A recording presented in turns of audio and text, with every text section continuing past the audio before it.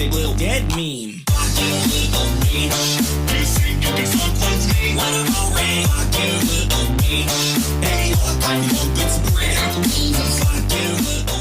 Oh, the Jamaicans have a bobsled team. Yeah, I know. Do they? I'm aware. No, it was in the movie Cool Runnings.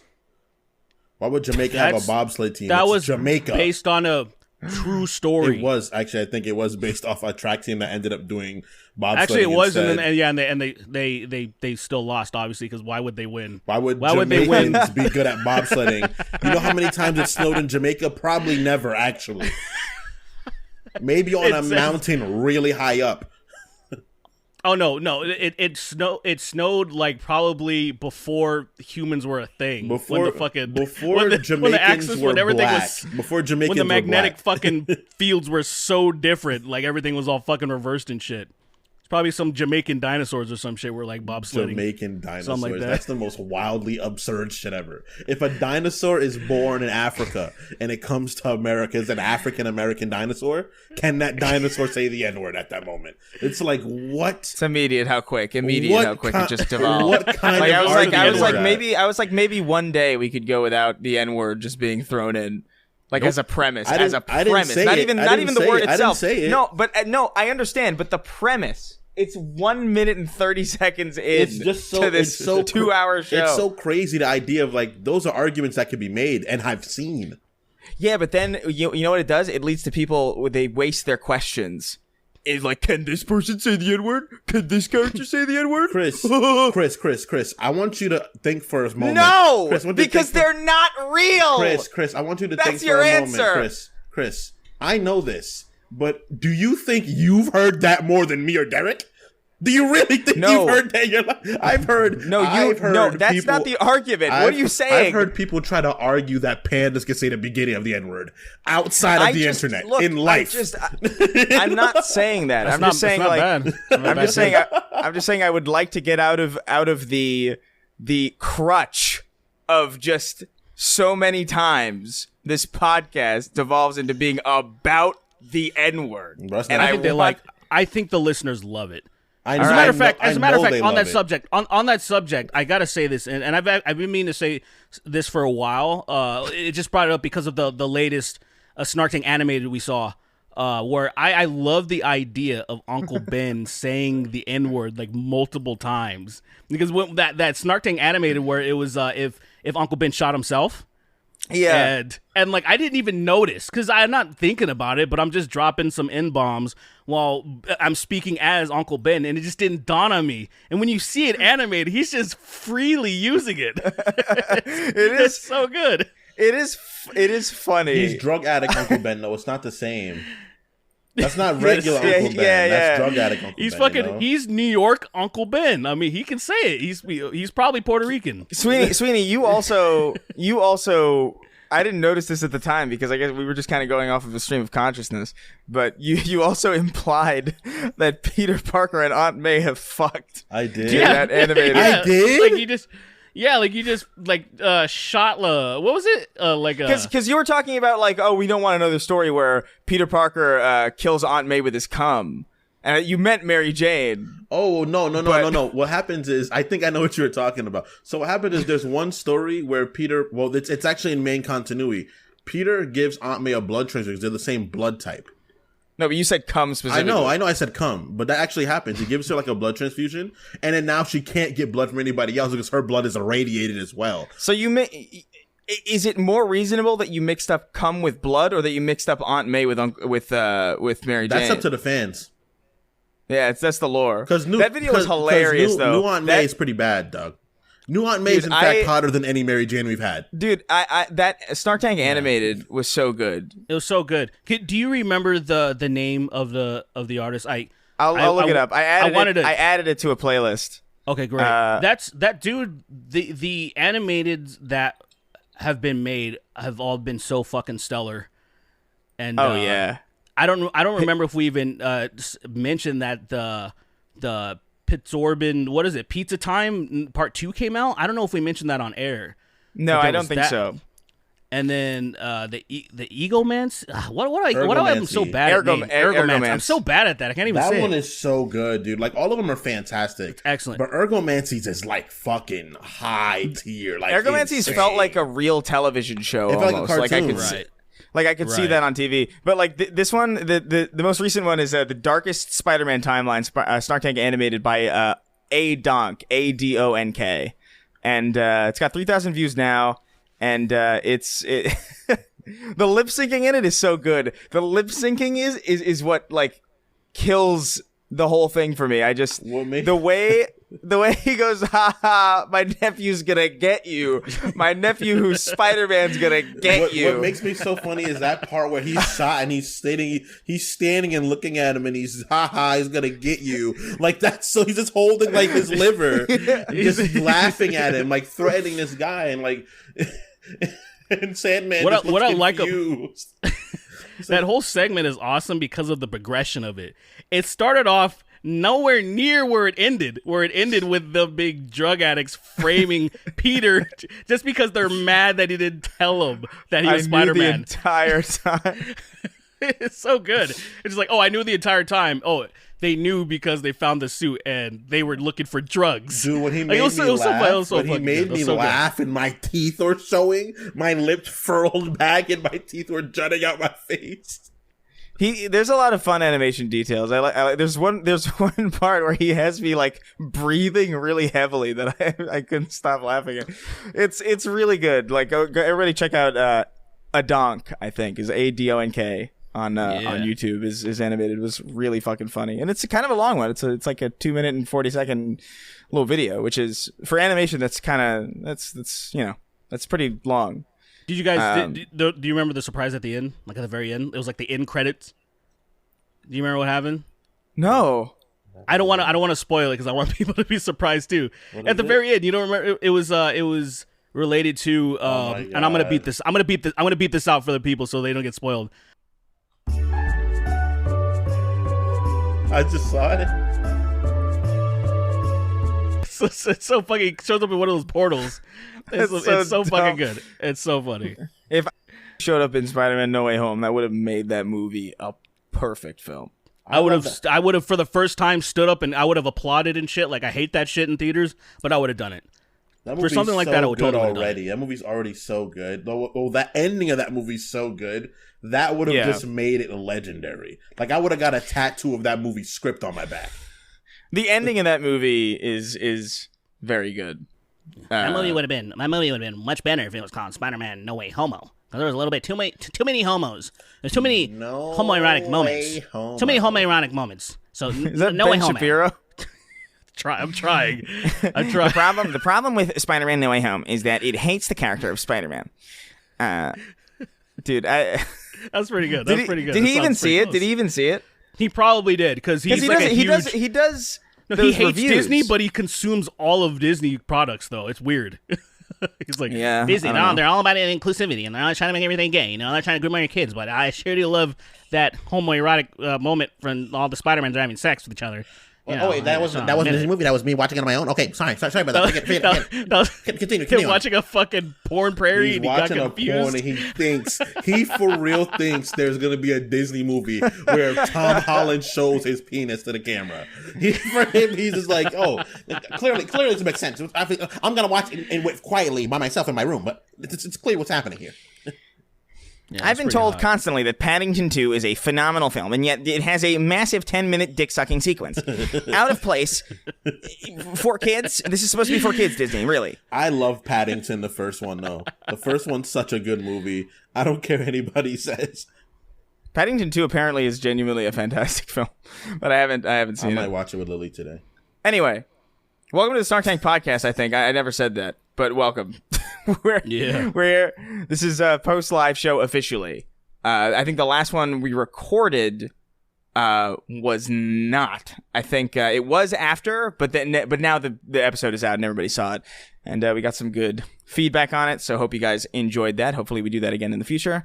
But we missed this last week because I was flying and potentially getting COVID. Probably, who knows? Yeah, most likely.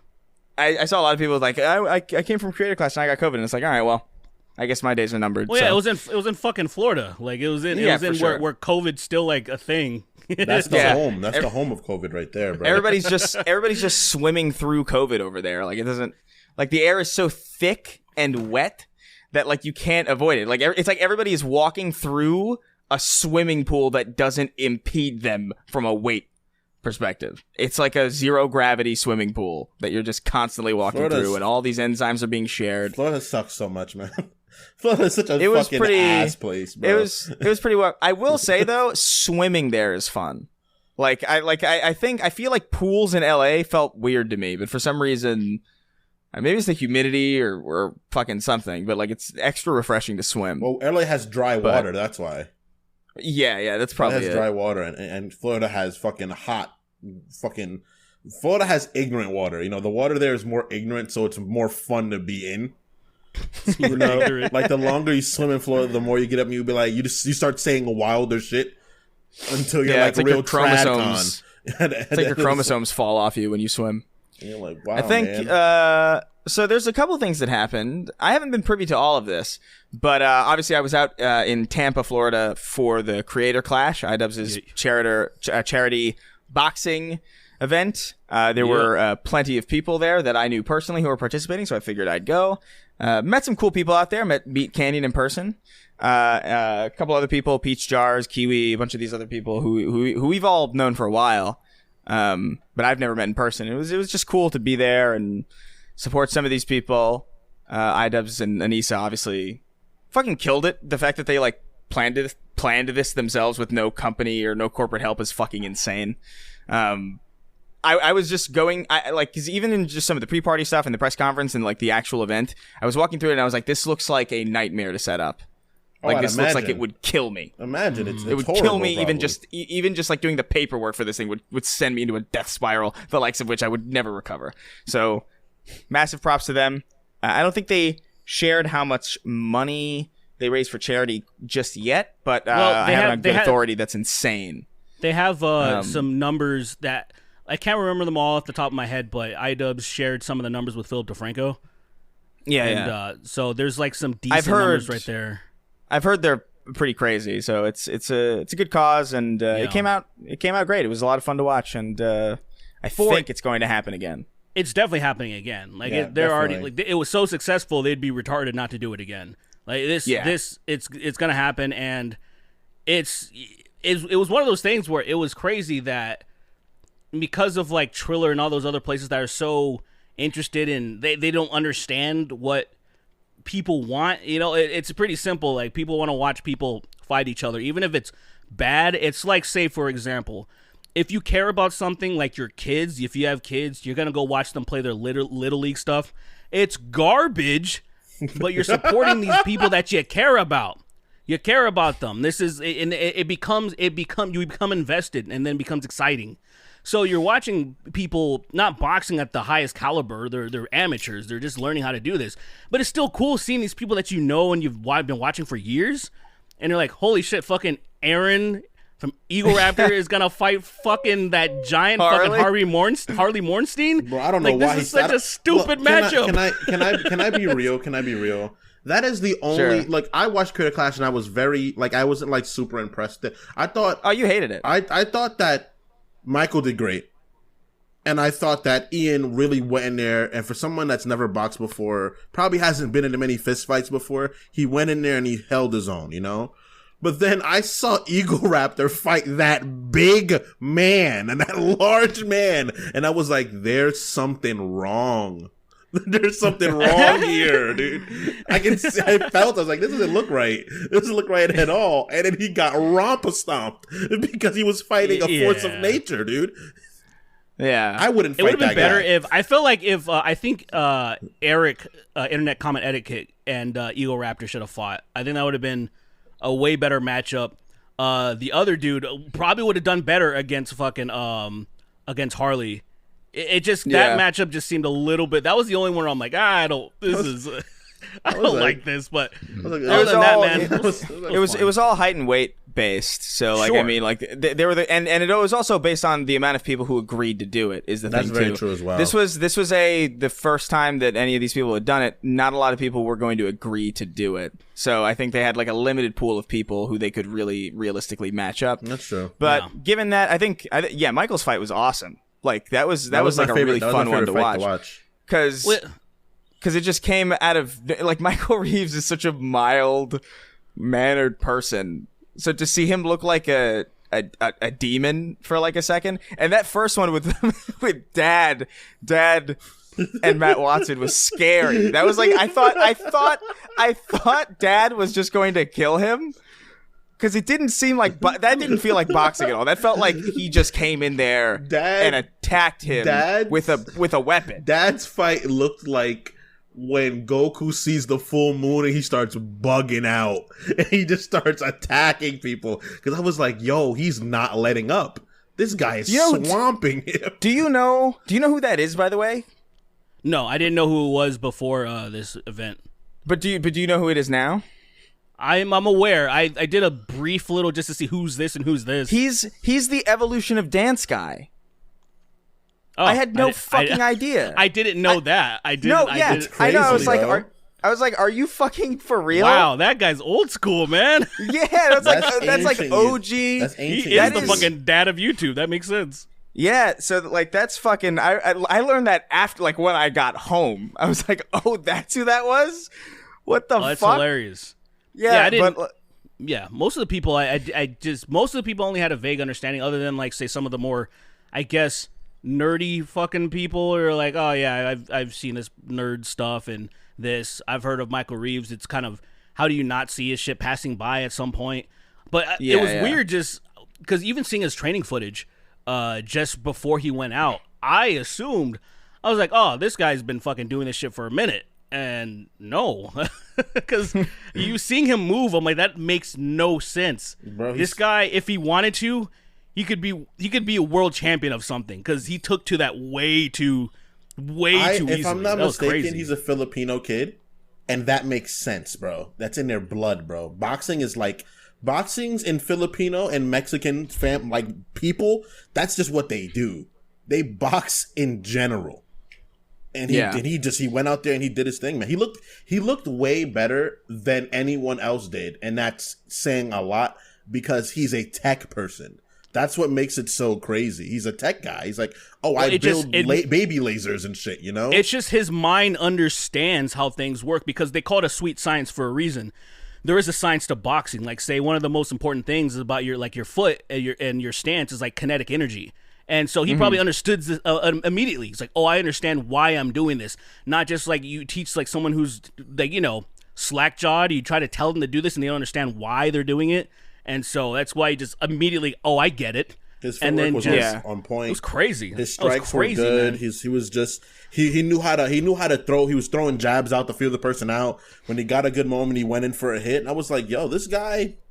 He was doing this thing too, the dip of the arm, which is like that's like nobody else was doing that. I don't even know what that is, but like I don't know. It's keeping your hand moving so you quickly get a strike out of it. In general, and I was just like, what? I get it. Did that? I was like, okay, I get it, but nobody else was doing that, and I was just like, that's interesting that he picked up on that. But like there were a couple. That was the most electric one, like in the arena actually. Like that was like that was crazy. And there were a couple other ones that were pretty cool too. Like I thought, like we were all watching the Justin Minks fight, the female one. We're like, somebody should take this woman out of here because she's smiling and it's scary.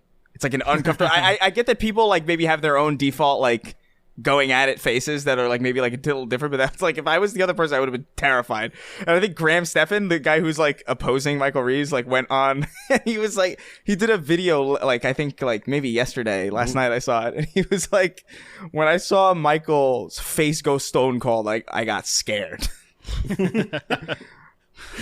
because I've never seen him that way. But that's crazy, man. It looks cool, man. Like I think he understood the fucking task. He was like, go out there, hurt that other guy. Yeah, I mean, I think I can say this. I've expressed to the people involved that I'm totally down to do it, and they want me to do it. So I will be doing it next year assuming that they can find somebody else who's in my height and weight class that will also do it. Because it's a very specific. I'm in a very specific height and weight class. It wouldn't surprise me if they didn't find anybody else to do it, but I think they'll find with the success of this, dude. With the success of this, there's no way that they're not gonna find somebody because you can put on 20 pounds in a year, bro. You can put on 20 pounds. I can't. My ceiling is like 130. Like I can't go beyond that. I disagree. You can put on 20 pounds in a year. Here, the thing with people that can't gain weight easily is that they've never actually tried to do it legitimately. Because I see this all the time with people. I'm like, no, you haven't stuffed your face till you fucking hate food, which is what you have to do. It's just like it's like the opposite direction where like, oh, I'm fucking fat right now, and it's like, it's hard to lose weight. Yeah, because I'm not putting in the work, putting in the hours. Like I'm not doing it. It's as simple as that. I'm not fucking grinding hard enough. I think the height is harder to find, like than the weight. Like the height doesn't matter. The weight is what really matters. Height matters to a certain degree, but like weight is higher than the classes. That translates because height translates to reach, which is important. It does, which gives the other person an advantage, but it doesn't mean that they can't be in that weight class. Yeah. So, now, I understand you want more of a fair playing field, but I'm just saying you can play around. Somebody could be a foot taller than you and weigh the same weight. So that's you just have to be comfortable with it. And what I would just tell you is, if let's just say that scenario ever happens, if your coach is not teaching you to get inside, bro, uppercut and stay in the pocket, I would be like, I need a new coach, because that's what I was like, Aaron. I was like screaming. Like, why did Aaron did not attempt any uppercuts. Harley was uppercutting him, which was funny. I was like, yo, this. You can't really tuck your chin when you're that tall. Like, like unless he wants to crouch all the way down, he wants to get like as far down to Aaron and then like tuck his chin. He's too tall. So that's where like the uppercut's there. That's like best scenario. Try it, even though he probably still would have lost. Could have at least. That's all I'm saying is that. It's going down, and we're fucking. I'll actually show up. Yeah, I'll go to that one. I'll go to that one. I expressed. Sorry, go ahead. No, yeah, I am all about it. Like I'm 100%. Like I want to do it. That's awesome. I expressed interest in this first one, which IDub said, like if there's some massive fallout, like if there's some like chaos or something, like it'll be good to have you as a backup. And I'm like, yeah. No problem. So things didn't get too hectic. So, and as things inched, I was like, I was doing nothing anyway. So I'm like, I'm glad. That would have been fucking a disaster if he was like, oh God, like, hey dude, are you available? And I'm like, oh shit, like I should have said anything. I'm not available at all. I haven't done anything. I haven't done cardio in months. I can't do this. I'm actually cereal for breakfast and dinner. I'm actually not. Unfortunately, as much as because I've actually been wanting to do this for a while, but I am realizing there's something that I'm overlooking a lot. I have a torn ligament in my wrist. Now, I try to get it fixed, but the people are just like, oh, just do physical therapy. And I'm like, that's not going to fix it because it's torn. Yeah. And I need to get this thing fixed because every once in a while, something happens to where I don't know what happens. If I tear it more, I can't tell. But like I was just doing some guitar work and my hand was hurting so much. And I'm like, I can't punch anybody right now. And so that makes me sad to where before I would have to get my wrist fixed before I can really do this, because I can't do anything with it. I can barely type right now with my left hand, and it upsets me. Yeah. So they were telling me, I have a plan. They were telling me that they recommended that I get LASIK if I can. So I have a whole plan. If I got chosen for it, what I would do is I would go into a coma for 6 of the months, right? Let my body peel off all that weight, all that atrophy, just all this extra weight just gone. Fucking that is literally the worst plan. Down like 120 pounds off my body, and then that rest of the 6 months while I'm learning how to walk, speak, and think again, I'm training as a boxer, getting good, getting real good. And I go into the ring, all I can say is my name and where I'm from. And fuck somebody up, bro. It'd be perfect. Kingston, wait. Kingston Grand Concourse. Kingston Grand Concourse. Jameson name. Kingston smash. Kingston smash. And I'm killing people, bro. I'm like Tyson if he was better than he was. I'm just the phenom, bro. You're standing straight. Your stance is you stand like a pencil, like those punching pens that do this. There's no curve. There's no like lock. My hands are like wide. Yeah. I'm just doing like this. Every fight. The punches, they're too hard. They hurt too much. Nobody teaches you how to block haymakers. So you just fucking they can't fucking do anything about it. Like I punch like this, but but the scientists are like, it doesn't make sense because he punched him straight and he snapped his wrist upon contact. This guy is special. This boy's special. I have such a little brain function that my body is maximizing my output, period. Like there's moments in the ring where I'm invisible because I'm fainting so fast and I'm jumping around. And they're like, why would you put me in a ring with this guy? Yeah, this is so stupid. Who did you say? Anyway. You said you wanted to fight somebody. Oh, the quartering. Oh, yeah, I would buddy. love to fight the quartering. Let's go. You're too tall to fight the quartering. I don't know how tall the quartering is. He's just about as tall, or maybe taller. I think they're both like around the same height. Really? Yeah. Oh yeah, you met him, right? I met him at the what is it called? MidCon, and he was towering over me. So. But it was too long ago to know. Like I think they're relatively the same. That'd height. That'd be a glorious fight. What if he beats me though? He beats me. He starts throwing a bunch of statistics at me, and I'm on the ground like, I can't believe I lost it. Just crime statistics and like all of them talking about how terrible Miles Morales is. He tells me that Black Panther, the phenomena of Black Panther, didn't mean anything, and that's a bunch of people acting crazy. He leans into you. You're on the ground bleeding. He leans into you. He tilts his head slightly to the side. You made it political. And I'm just like, I would have to have one of the wake up, you can't let him win. Wake up, you can't let this happen moments. I'd have to have a Rocky Balboa moment because if he beats me, then I'm set. I set black people back like at least. You couldn't even be a part of this podcast anymore. Dude. I'd be too embarrassed. I'd be too embarrassed. I'd be so podcasting with you. Furious. That's why I would train. I wouldn't go to school, dude. I would not worry about nursing school. I wouldn't worry about anything. I would just spend that whole year like for real, actually training. Can we be honest? Like, there's no way in hell he look at. There's a guy in a dress that repeatedly punched his face, and he did nothing about it. As a matter of fact, he just tried to sue him. You never know. A guy walked up. But here's the thing. No. Here's the thing. People that fight don't let themselves get punched in the face and then just go and try to sue later. Like when I was in Florida, of course it was in Florida, and I got jumped by 3 guys, I took them on. I was fucking drunk and wearing flip-flops, and I still fought them. And I didn't just be like, you just wait till I come back with my fucking attorney. Like you fucking fight. That guy he's dope. What if this happens, bro? This happens. Okay, some people right, don't know that they're weapons, bro.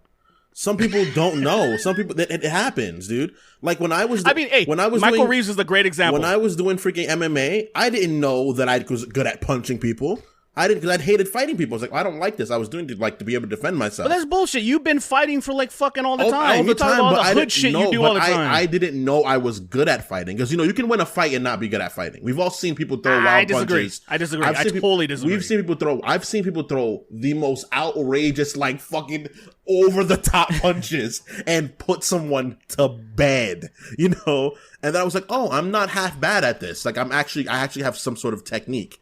Like I have something going for me. Like, oh, my shoulders, I can dip pretty well. Or I got good jabs and I can combo pretty well on somebody. Yeah. But then... Or I always carry my weapon with me. Chris, you being more Puerto Rican than I, that makes sense for you. You always have your blade on you. I can call my blade to me, but you always have yours. You guys got that fast twitch shit from video games, dude. That, I'm telling you, in my opinion, that's like everything to combat sports. You being able to anticipate things and seeing what's coming, things almost kind of slow down when you're in the moment. That shit when is you're so scary. dialed into some shit. That's so scary. It's fucking...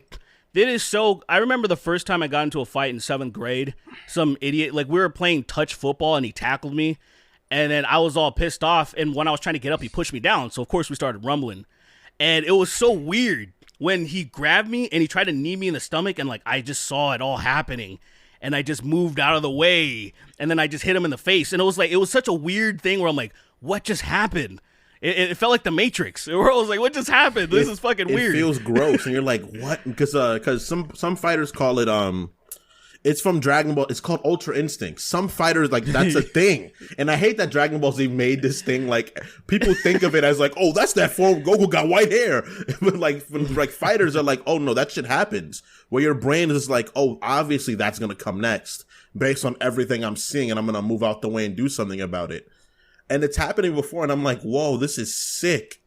But then people get too absorbed in like, whoa, man, maybe I can do anything, and then they get hit again.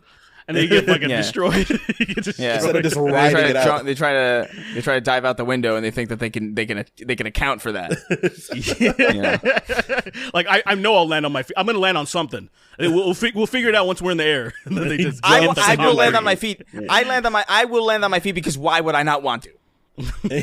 And he jumps out the window and straight down. He doesn't tuck or anything. He just goes down. He lands, his knees locked, and then it's, you know how E.T.'s feet are connected to his stomach? What? He looks like Kirby. Oh yeah. You're right. That's what he looks like. He lands and he becomes E.T. instantaneously. His legs shoot up into his torso. He's super stiff because he's got double the bone support straight up in his stomach. And then you just imagine someone jumps out a window and no joke, no bullshit, no way you could misinterpret it. He lands and for a moment before he dies, he's E.T. You see it. You're like, and then he turns back into himself and dies. And you're like, whoa. You even see the force of like him landing squish his head out like, in the same like way. Straight up, he's just, and then he dies. And then he dies. And then he passes away. He makes that sound, and everybody unanimously knows. Everyone's like, did you all? And then I love the idea of someone like such a forceful impact turn you into E.T. So does that count for everything? Can you like get hit by a car and turn into E.T. before you die? Well, the way I'm thinking about it is like because he's landing straight down, so his legs are just piercing his torso. Right. He's just he just turns into an alien. Because like, have you seen images of people getting hit like during boxing matches or like kickboxing matches? Oh, and the way their faces contort. Dude, they turn into Simpsons characters. It's insane, they turn into dude. Simpsons characters, dude. It's wild, bro. Because like I want to listeners, you need to look up. I think it's Cheeto Vera or Marlon Vera, KO's Frankie Edgar. If you look at that, he looks like Mo Sizlak or something. He looks like he 100% turns into a Simpsons character. It's the funniest shit ever. What is it called? What is it called? So put in. I guess if you put in Cheeto Vera, KO's Frankie Edgar. And like, there should be a picture of him, and he looks like he's in The Simpsons because his face it widens so much, and there's so much. The best I can describe it is like probably like Mo or something. Bro, I hope you can find it easily. He looks like a scrambled egg. He looks like a human scrambled egg. It's insane. Oh man, it's the funniest shit, dude. Seeing people get hit the way, because most fighters don't have like a lot of body fat, you know. So like when they get hit, you see it? You see it? Did you put it in the Discord? What the fuck? Did you put it in the Discord? That great? Oh man! Here, I'll put it in the Discord right now. Oh, he looks like a pizza. Oh my god! Dude, it's so awesome. I love shots like that. Like a pizza. I almost put it in the wrong thing. His face, his whole face becomes a triangle. It's so weird.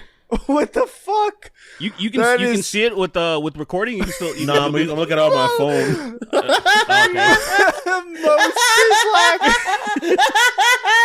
Does he kind of look like Mo? He looks. Oh, he looks like fucking Daffy. He looks like Yeah, he looks like someone you'd encounter in the Three Stooges. He looks like an old-timey character.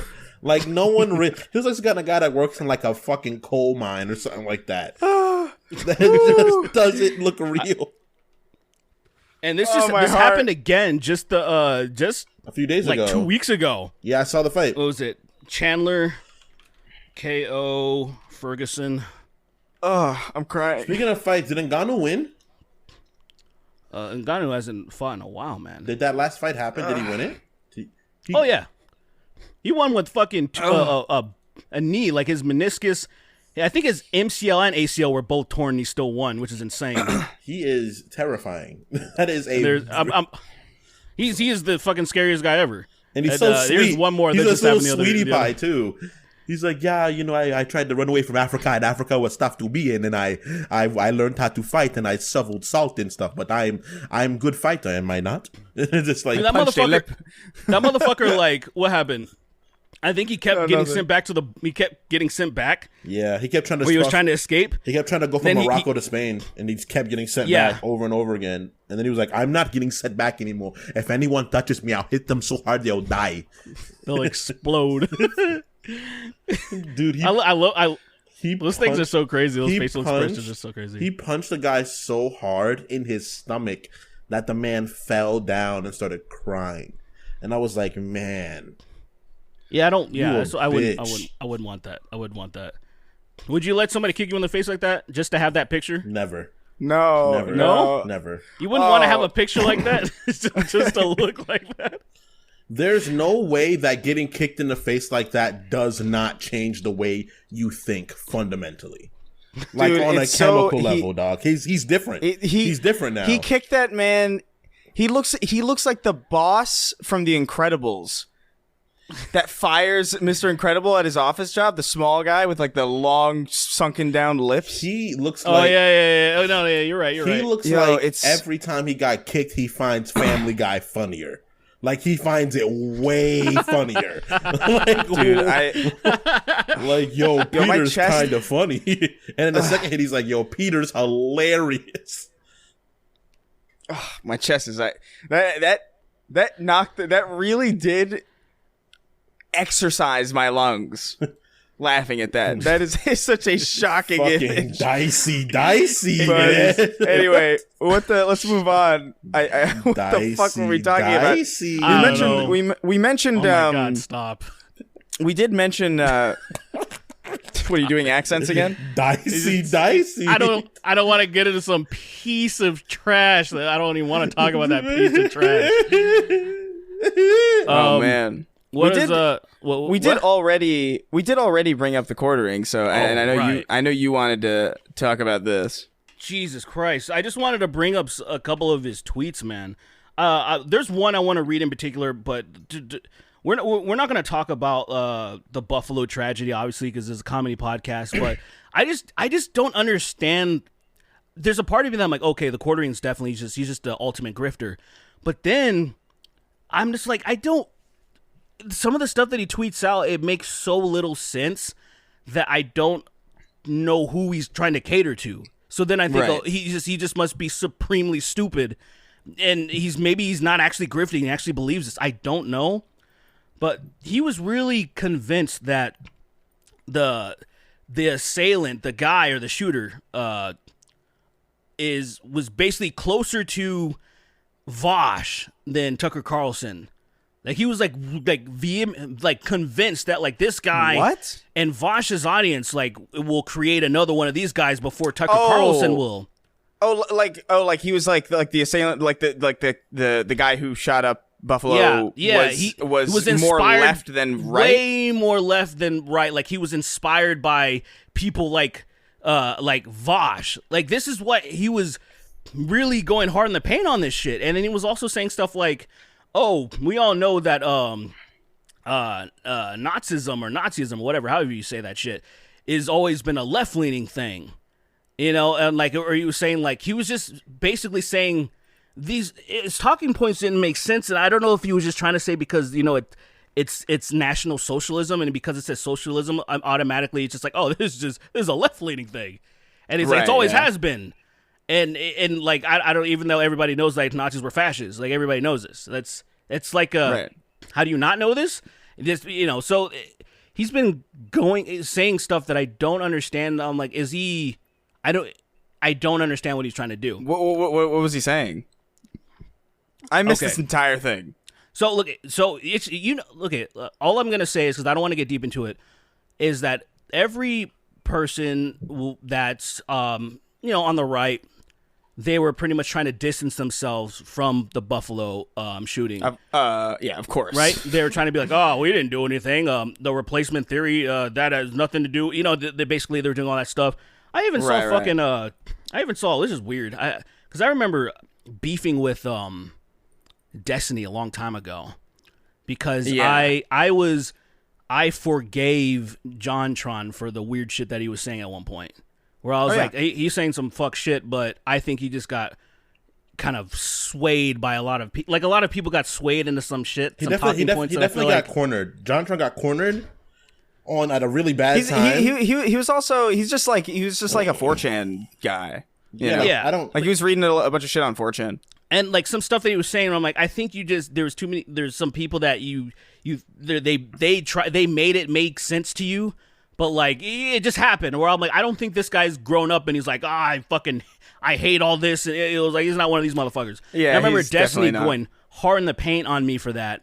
And meanwhile, he's like making content with Lauren Southern, who has been at the forefront of the replacement theory, and like making documentary shit about that, fucking trying to like attack some boat that was carrying immigrants and shit like that. Like, and now he's like basically defending her by saying, well, she hasn't said anything about that in a long time, because a lot of people are pointing to her that like, this guy, he's watched like stuff from Rebel Media, of course, and most likely has seen things from fucking Lauren Southern, and so Destiny's coming out being like, well, she hasn't said anything like that, so, but she's never apologized. She's never like ever gone out and said like, I fucked up, I'm sorry.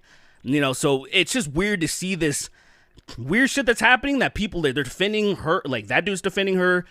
All the rightoids are saying has nothing to do with the replacement. Tucker Carlson, they're doing all this shit. So Jeremy jumped on it. And then Jeremy is an idiot. So instead of like being able to do it in a way that's even remotely like his, like say the way that say Ben Shapiro tries to explain it away, to his audience it makes sense. Where he's like he's gonna articulate his words and he's gonna just try to sweep it under the rug. But Jeremy's just saying shit that just doesn't make any sense. And is his audience buying it?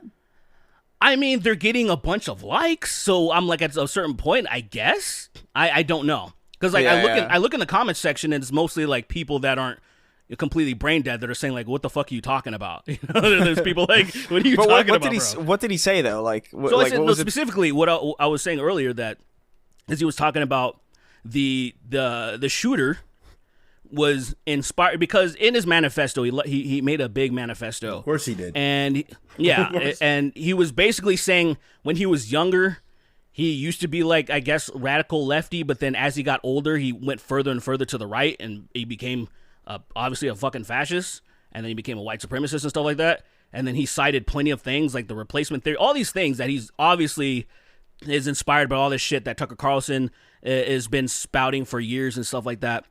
And then Quartering's like, that's not true. My source is his own words when he said that at some time when he was a teenager, he was like a lefty. That was the source. And then I'm like, what do you, but like, I'm like, dude, did you read like the next sentence?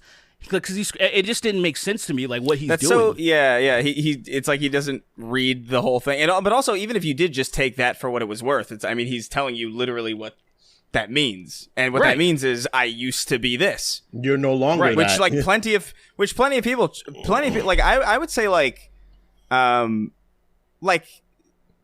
politics are a lot different now, but like I would say probably in like 2009, I think I would have probably said like, yeah, I think I'm a Republican. I think, like, I don't know, like I never hated Obama or nothing, but like I was just sort of like trying to figure things out, and I was like, I think like certain things about this make sense, and I think everybody's, and like my whole family's weird because like I have conservatives in my family, but like none of them are like hardcore, like there's no alt-right people in my family. Like it's such a strange concept. I have a bunch of conservatives in my family too. Like a bunch of my a bunch of my family from Puerto Rico, a lot of them are like very conservative.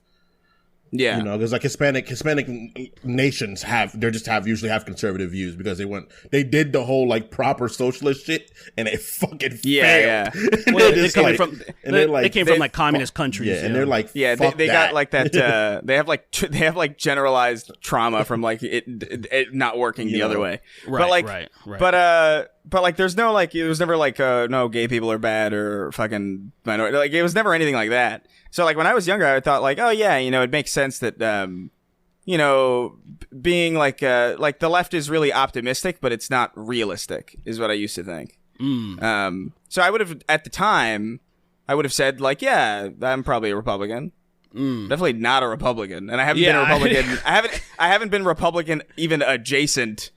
Probably even during that time, looking back on it realistically. Yeah. But no, I totally understand, man. But people but like when people are teenagers, they don't know what the fuck they think. They just think that they think certain things. Yo, being a teenager, you're so, like, people really undermine how stupid, because teenagers have the idea where they can absorb vast amounts of knowledge, but they have no experience at all. Like, they just don't have experience. All they have is what they see. And they don't go out and they live. Because I've always considered myself like a left-leaning person.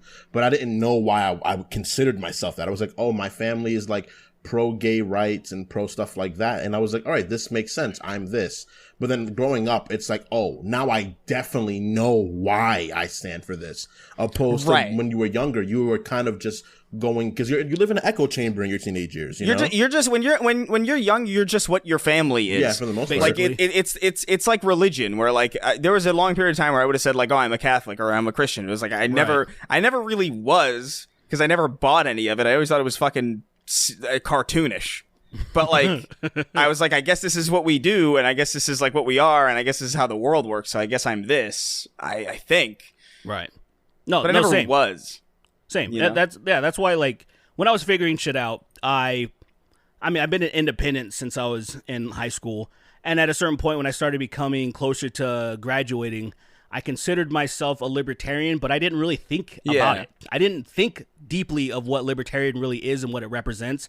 And it's like, when you think, especially when it comes to like, say, oh, if you care about like, say, women's rights, or you care about like rights in general and stuff and freedom for everybody, libertarianism is actually, it seems cool on paper, but when you think about what can actually happen, like I literally stand by the exact same thing. I was like, oh, this sounds good, and then I looked into like what it meant, and I was like, that could get nuts. That could get problematic, because what if you're just in a bad place?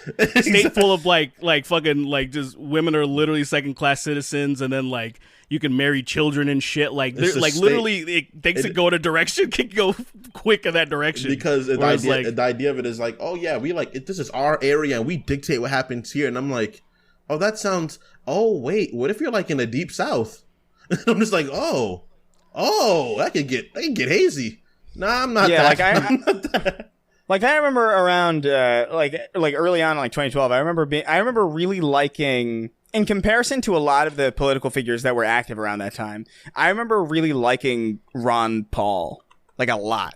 Yeah. Because I remember just thinking like, oh, this is like a conservative guy, but he doesn't seem like a batshit. He doesn't seem like an evangelical weirdo, and he seems like more in line with what I believe. And there's some stuff like his gold standard shit was like, all right, he was a creationist, but since he was a libertarian, he was like, I'm not pushing my views on you. No, exactly. He was like, yeah, exactly. Like, it was like, I agree with you on certain things, and you're reasonable about the things you don't, that I don't agree with you on. Right. And I remember I found that really appealing. No, 100%. And then in 2016, there was Bernie Sanders, which was like, oh, that's like all of the same thing, except I agree with pretty much all of it. Sick. Right. But like, people will be like, oh, well, you liked Ron Paul in 2012, so you were a Republican, you changed to lefty. It's like, no, it's just the same. There was nobody around in 2012. It was just Obama and like fucking all these like corporate clowns. Obama broke my heart, bro. That was my senior project. Was on Barack Obama, bro. I loved that. I was at the second inauguration. I was like, I really was like, oh, this guy is it. He's the chosen one. This guy, I remember my grandmother went there. I went to the first one, and it had the we were there thing. We were at history, and I was like, oh, that's so cool. I want to go to the next one. And then like, I was like, oh, this dude sucks, bro. I hit like 20 years old, like, and I just looked at what he did, and I was just like, yo, he's the worst. Why is he so bad? There was I was just wary not of Obama, just because nobody, when you retroactively look at how things have progressed in a bad way, you know, by whatever's happened, Bush and some horrible shit. Clinton did some stuff for, you know, NAFTA and GATT was pretty bad, and the repeal of Glass-Steagall. This shit was Clinton's fault, bro. It goes back deeper than Clinton. Guys, holy shit! Did you see that clip? Did you see that clip of George Bush doing that Freudian slip at that conference? Wait, what? No, what did he say? We was talking about like a wholesale invasion, and he was talking about an invasion of Ukraine, but he like slipped up and said Iraq. He's like the wholesale. Awesome. He's like the wholesale and unjust invasion of Ukraine. and then later on like a couple seconds later he goes, well, Iraq too. No shit. You serious? No shit. I'm not kidding. It is real. That is unfucking believable, bro. I love it. It is crazy. It's been known for the longest time that motherfucker was just a puppet. Like, he didn't run shit. And that's why if you look at him, even when like. He's so dumbfounded and don't know what to do when 9/11's happening, because he's just genuinely just not. He's there to just look good and be the people person. Everybody else behind the scenes is gonna be doing shit, right? That's why he's reading fucking children's books or whatever the fuck he's doing. He's not doing the Dick Cheney shit. I'm saying like Dick Cheney and go out and buy things. Yeah, Dick Cheney and Rumsfeld were running shit, and like say he was just like, all right, motherfucker, you're gonna look pretty, you're gonna do this, and you're gonna take the brunt of everything. You're gonna have people throw shoes at you. You're going to have to duck them pretty good, which is pretty dope. When you saw that motherfucker throw his shoes at him, that was pretty good. That was a good dodge. Now watch this drive. Now watch this drive. Dude. I don't know. I don't. That was funny. That was like. It's funny. It's funny. You missed that shit, funny. Bro? It's funny, low Chris. Key, kinda. It's funny. I know. But it's really sad. Like, it was funny. No. Like, cause I can admit, like, looking back, because like when I looked at Bush, everybody. My whole family didn't like Bush, and I was just like, I don't really know why they don't like him, but I also really don't like this guy. Like my grandmother and my sister were like, oh, it's just Desert Storm again. And I was just like, I don't know what that means. I'm like 8, but I don't like this guy. He Sounds doesn't like a Call of Duty. He doesn't seem smart to be the president. Yeah, I mean, he's a war criminal, so whatever. I mean, like all of them, bro. They're all war criminals, unfortunately. Anyway, I was trying except to find for Taft. No, I'm kidding. I was trying to find this one. I wanted to cap it off because I was leading towards this quartering tweet that it didn't have to do with this. It was something he tweeted just recently, and I'm actually really annoyed that it should have been just like popped up on my phone and ready to go because I just used it in a video. And it's like the quartering tapped into my phone or something. He was like, "No, we're taking this shit out." Sorry, he's got that good quartering money, dude. I got good money. He's got Tim Pool skating rink in my commune, my underground bunker. Nobody makes. Fuck, man, that motherfucker's balling, dude. Tim Pool's gone. I wish the person he was is gone, bro. He's an empty vessel. I wish I was gone. I wish I was morally bankrupt enough to sell fear to people on the daily. Thank you. I think I could do it. I wish I was a piece of shit, dude. I can do it. If you think you can, you should, because then you'll be a millionaire in a year. Yeah, easily. You will. You'll literally, like, if you just convince everybody that everything is out to get them and they should it'll be funny for me. It'll be fund you. It'll be funny because like it'll be like it'll be like a moment where I really see like where all my friends stand. like all my friends, where it is just like they know I don't mean it. like Paul will be coming in and he'll be like, "Dude, what are you saying?" And I'm like, "I understand I sound ridiculous, but I bought a plot of land and they're building homes for all of us there. We'll have our own little place that's just ours."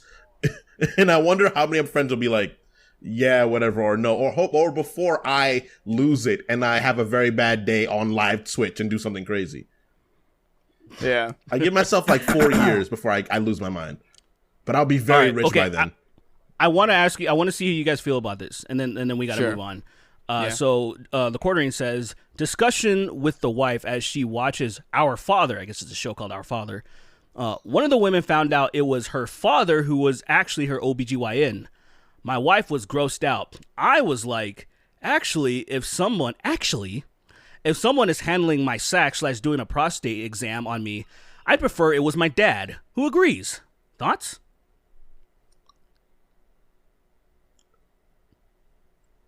What? Yeah, so why would he tweet that? Why would you tweet that? You're fucking telling me. That's some shit that you can only bring up to your closest friends. And then you gotta say, I'm just kidding afterwards. Then you gotta read the room. And like when they start being like, you're like, haha, it's a joke. Wouldn't that be crazy? Yeah, no homo. That's like a cosmically strange thing. Oh yeah. Because I'm trying really hard to like mentally gymnasticize my way into that opinion, and I can't find a way to do it. I think the only way I can be like, oh well, he is more vested in your survival than an actual doctor because he cares. But like, you want your dad's hand up your ass fondling your fucking organs? Your dad just playing fucking. Your dad fucking slapping the fucking hallway of your asshole. Like, I just can't even. Because I think in every scenario, if anybody's ever done any type of medical exam, I think they would find in every scenario that a perfect stranger that is there for business and you never have to see them again is always the best option. Than somebody you fucking know. Like, I would want to invite my fucking physician to like, hey, like, you want to see Doctor Strange? You've cradled my balls and asked me to cough before. You want to come to the movies with me? You peered inside my asshole. I never want to see you again. If you ceased to exist only like at every moment that I didn't need you, and only those moments, it would be perfect for me. Oh yeah. Like I don't want. That is crazy. You put a camera up my ass and then looked at what was inside. I don't want to talk to you ever again. Ever again. I don't want to see you. You're like that bad night at like a college where you fucked that girl you didn't want to fuck, and you're just like, I did this because I thought it would be a good idea. Now I'm ashamed of myself. It's like one of those moments where you're just like, you peered into me like a cat digging into a Pringle can. I don't want you around me. But apparently Jeremy does though. He likes that shit. He's like, Dad, that was a good night. Remember that? Remember how deep you got in there? It was pretty funny that you didn't use lube. That was a good joke, Dad. That was really good. His dad it didn't hurt too much. His dad didn't hurt too much, Dad. And it's ripped him open. Two shallow spits. He fucking gets on a diving board and he fucking does like a triple fucking backflip right into his ass. And then he does it. He jumps off the diving board. He lands, becomes ET, and then rolls into him. And then he just fucking absorbs his ass. It's like I'd imagine, like it's like the Big Chungus transformation, but into ET from like Looney Tunes. Yeah, where yeah. It's like, no, exactly. And he's ET and he moves. Imagine being that person who drew that image, only to realize that like imagine drawing Big Chungus like in the 1940s or whatever, and then you die. You didn't even see the biggest impact that you had.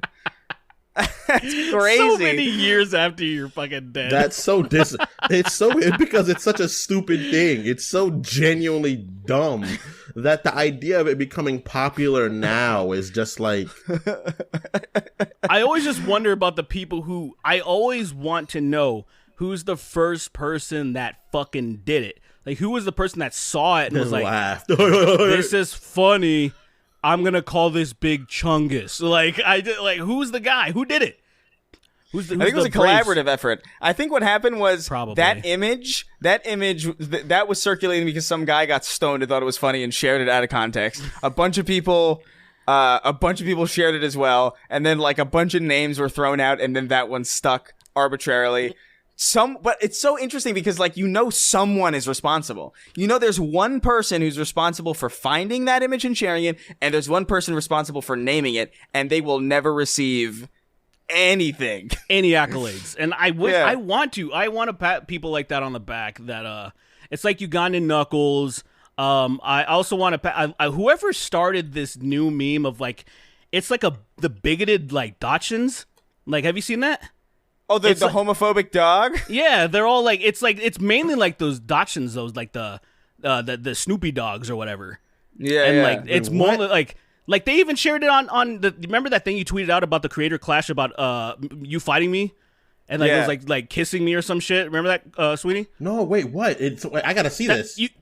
That like somebody replied under it, and it was just like the dog, and it just said keep it in the bedroom. It's like it's a whole thing. It's like a whole thing. Like it's just like a homophobic dog. It's so funny.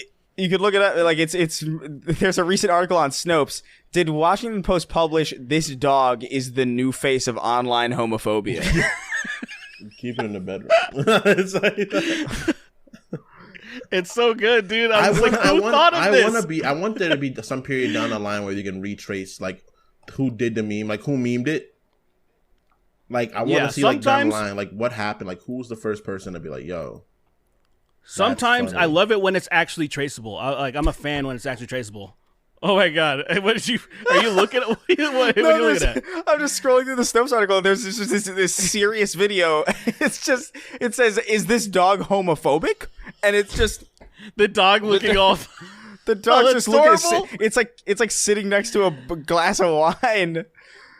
It's so good. It's so good. I was like, who thought of this? Who thought like putting these adorable dogs and then just saying some fucking homophobic shit? Dude, you know what? So funny, dude. What is that? Is that like one of your funniest memes? Because the Ross meme, Ross meme, I think that's the funniest meme ever, dog. No, that is an iconic meme. That one is iconic. So good. I've used it, dude. Get a load of this. Get a load of this, dude. This hard R. You can say it. It's I'm not gonna say it. I'm not gonna say it. Get a load of this guy. Get a load of this. Get a load of this. There was a guy. Did you see? I can't remember her name. Nico something. She did that Bernie Sanders dancing chick. She was Nicolo? like Nicolo. Yeah. Okay, yeah. So her.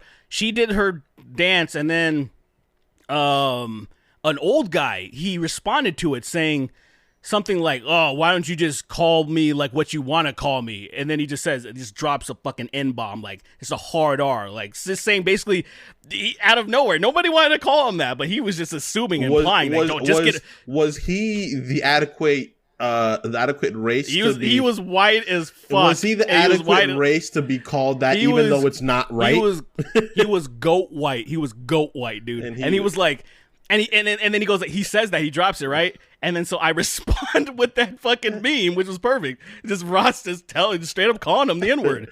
And it was beautiful. It went so fucking viral. I was so happy that I'm like, I knew I saved this for some fucking reason. The first time I saw it, I was like, this is magic.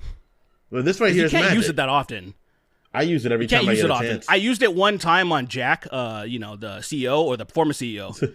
I think Chris died or something. And he's like mummified already somehow. He's gonna turn to ET soon if we keep talking. Can you imagine like he just mummified that quickly? Like somehow he's gone. He dried out and his organs are gone. He desiccates in front of us. And I'm like, yo, is he a vampire? Like what happened? Oh my lord. That'd be cool. That is a good meme. I do like the Ross one. It's so good. That one's pretty good. And then the Mario showing his bare asshole, but it's Mario 64. That one's pretty nuts. All right, that one's great. That one's goated. We gotta move on. Come on. We can talk about great memes for days. This episode of the Snark Tank is sponsored by ExpressVPN. Now, I know every single one of you beautiful people listening right now has searched something on the internet that you don't want a soul to ever find out. I mean, every once in a while, I like searching up conspiracy theories, especially reptilian type stuff, because I think it's hilarious, but out of context, it makes me look like a crazy person, so I don't want anybody to know about it. Now, you're probably thinking, well, why not use an incognito mode? Well, that just doesn't cut it, man, because my internet service provider can still see what I'm doing and they can sell it off, and then some weirdos can get a hold of it, or the government can show up and throw me in Guantanamo Bay for getting too close to the truth. It doesn't matter who your internet service provider is. ISPs in the US can legally sell your information to ad companies. ExpressVPN is an app that reroutes your internet connection through their secure servers so your ISP can't see the sites you visit. ExpressVPN also keeps all of your information secure by encrypting 100% of your data with the most powerful encryption available. Most of the time, I don't even realize that I have ExpressVPN running. It runs in the background and it's super easy to use. All you have to do is just tap one button, seriously, and then you're protected. ExpressVPN is available on all your devices, phones, computers, and even your smart TV, so there's no excuse to not use it. Protect your online activity today with a VPN rated #1 by Business Insider. Visit our exclusive link, expressvpn.com/snarktank, and you will get an extra 3 months free on a 1-year package. That's expressvpn.com/snarktank. So go to expressvpn.com/snarktank to learn more. And thanks again, ExpressVPN. Whoa! Look at that, we're back. So let's go.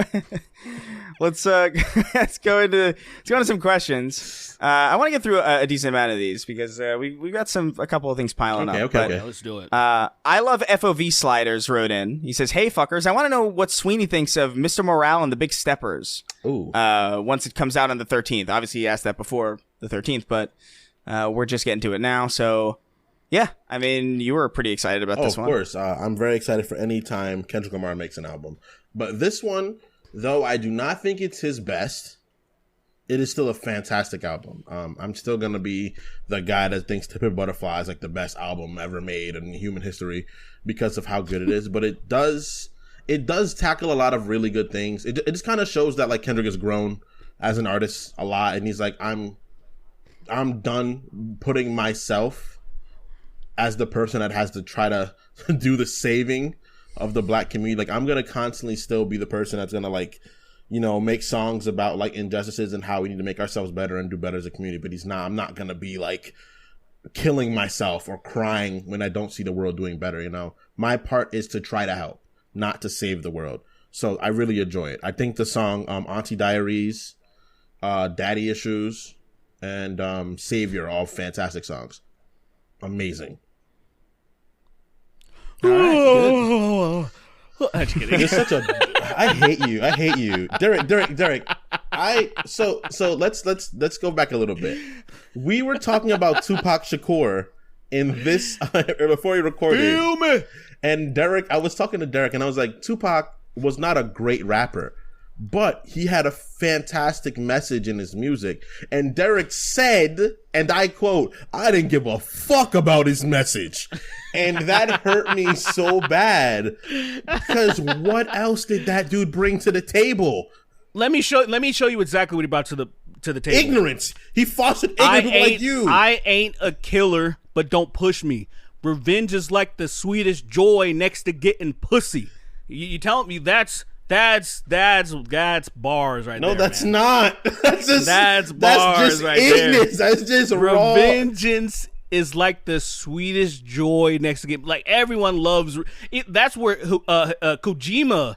The idea from Revengeance was spawned from one fucking Hail Mary. Could you imagine they're all around smoking a blunt, listening to Hail Mary, and then Kojima's like, "Oh," and he makes that game. Could you imagine? That's how it happened. It's probably how it happened. It's because what reason? Why does he love Norman Reedus so much? Like he probably loves Tupac just as much, but he's just not alive, so he can't hang out with them. Otherwise, it would have been fucking Tupac in fucking Death Stranding. Yo, this guy's you're gone, bro. You're gone. Can you imagine Tupac in Death Stranding? That's why I fucked you, bitch, you fat motherfucker. As the little thing spins and the baby's like, I gotta deliver these packages. You claim to be a player, but I fucked your wife. I came here, but I fucked your wife and took your package and then delivered it to you. Bust for life. Oh my god. Now there's gotta be a mod, fucking Death Stranding mod of Tupac.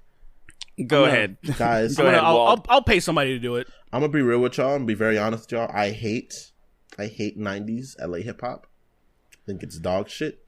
That's because you're from New York. I think it's garbage. I think it's cool. You could bump to it, if you're at a party and you want to do some shit. Like, I'm from San Andreas. I listen to so much of it. And if you want to do the whole, like, do the sway and then the bounce with it back and forth for the party, that's fine. But if you play that shit while I'm hanging out with you, I'm swinging on you. Because there's much better rap music. And I refuse to accept it.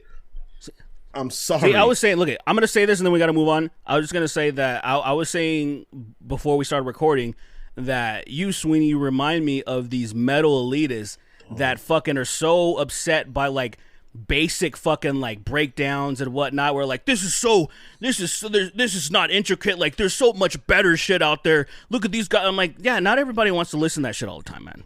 Sometimes people just want to shut their brains off and listen to some boom boom, some bing bangs, and some feel me. Some boom boom and some bing bangs. Yeah, that's it. They don't want to hear fucking all this like conscious shit where like, look at me, I'm smart and I'm talking about real issues and stuff, and the community is down and we got to pick it up, and everyone's like, yeah, I get it. Like you're giving me anxiety. You're giving me fucking anxiety, man. I just want to fucking listen to somebody talking about slapping bitches or something and robbing niggas. No, like there's nothing better than a song about slapping bitches. All right, that is the peak of music in general.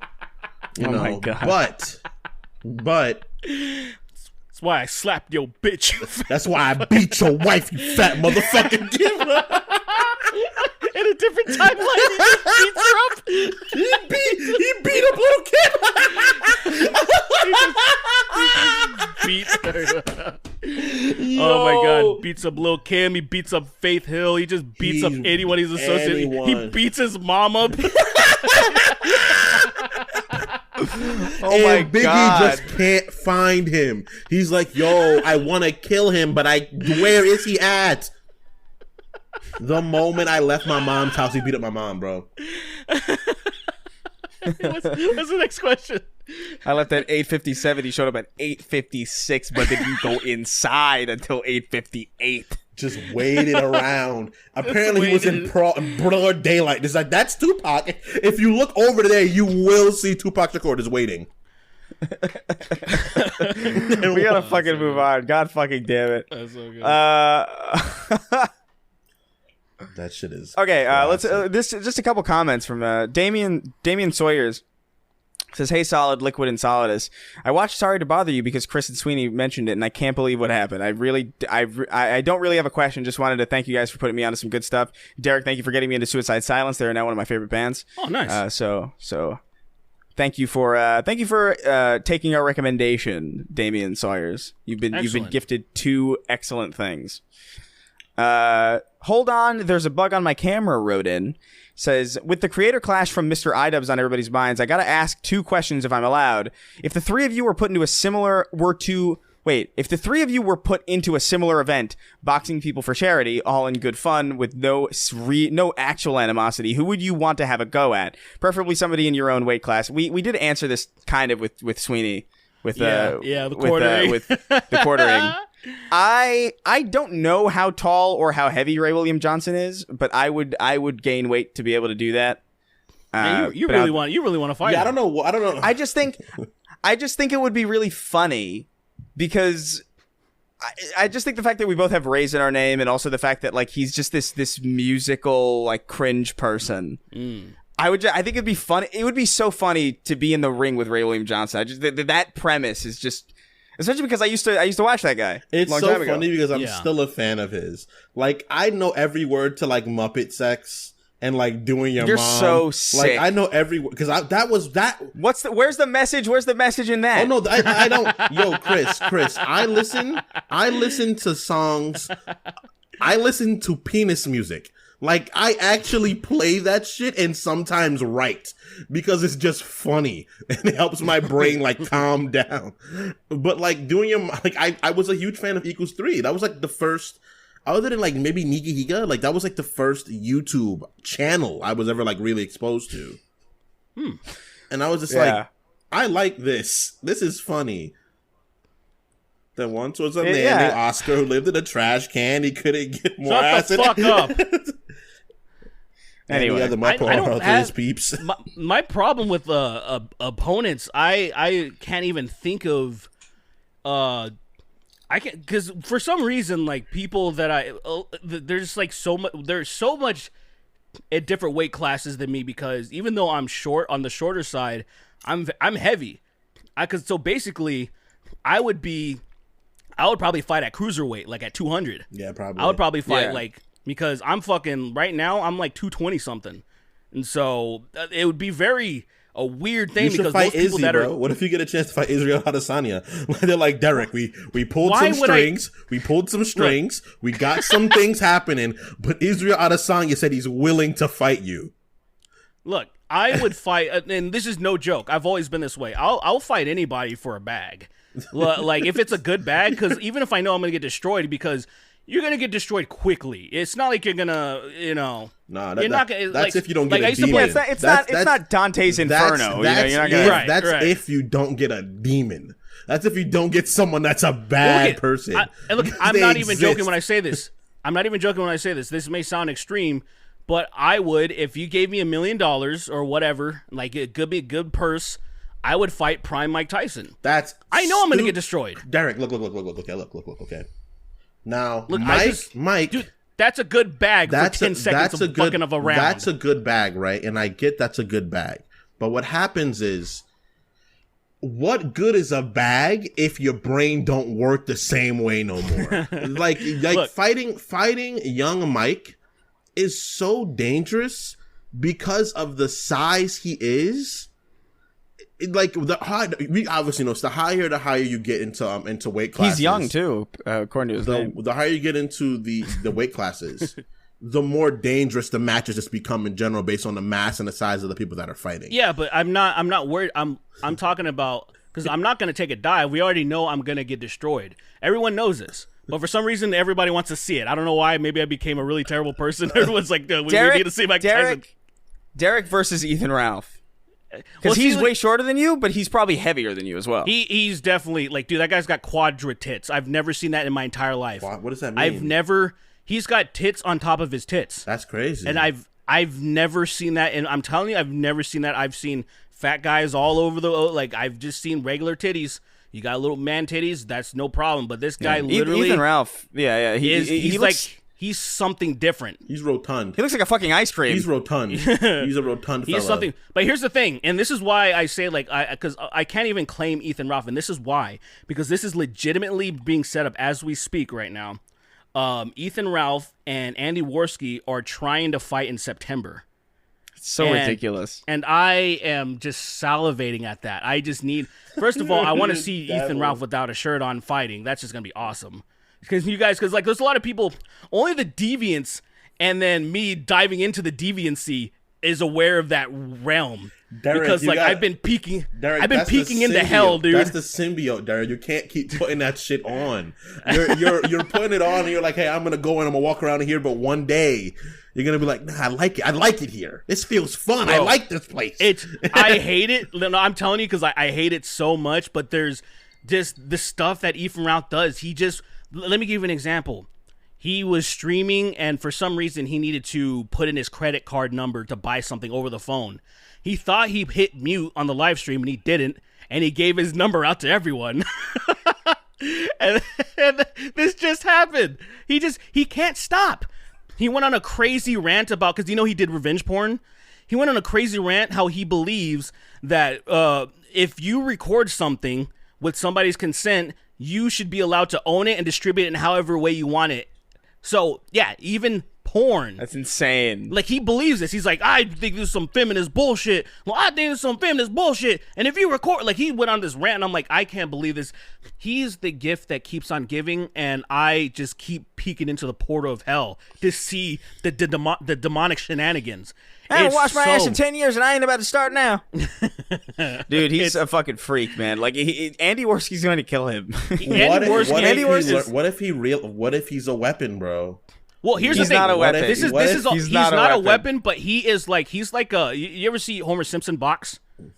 Yeah. Like, no. Homer Simpson. So there's Tyson. an episode of Homer Simpson. There's Drederick Tatum. Oh, Tatum. Like, it's based off Tyson. Drederick Tatum is basically Mike Tyson, but in the Simpsons universe. But he basically, the way Homer would win, he would tire you out, but just by taking all the blows. And I think because Ethan Ralph he's been publicly assaulted, like, for everyone's viewing multiple times, and he's not been put down.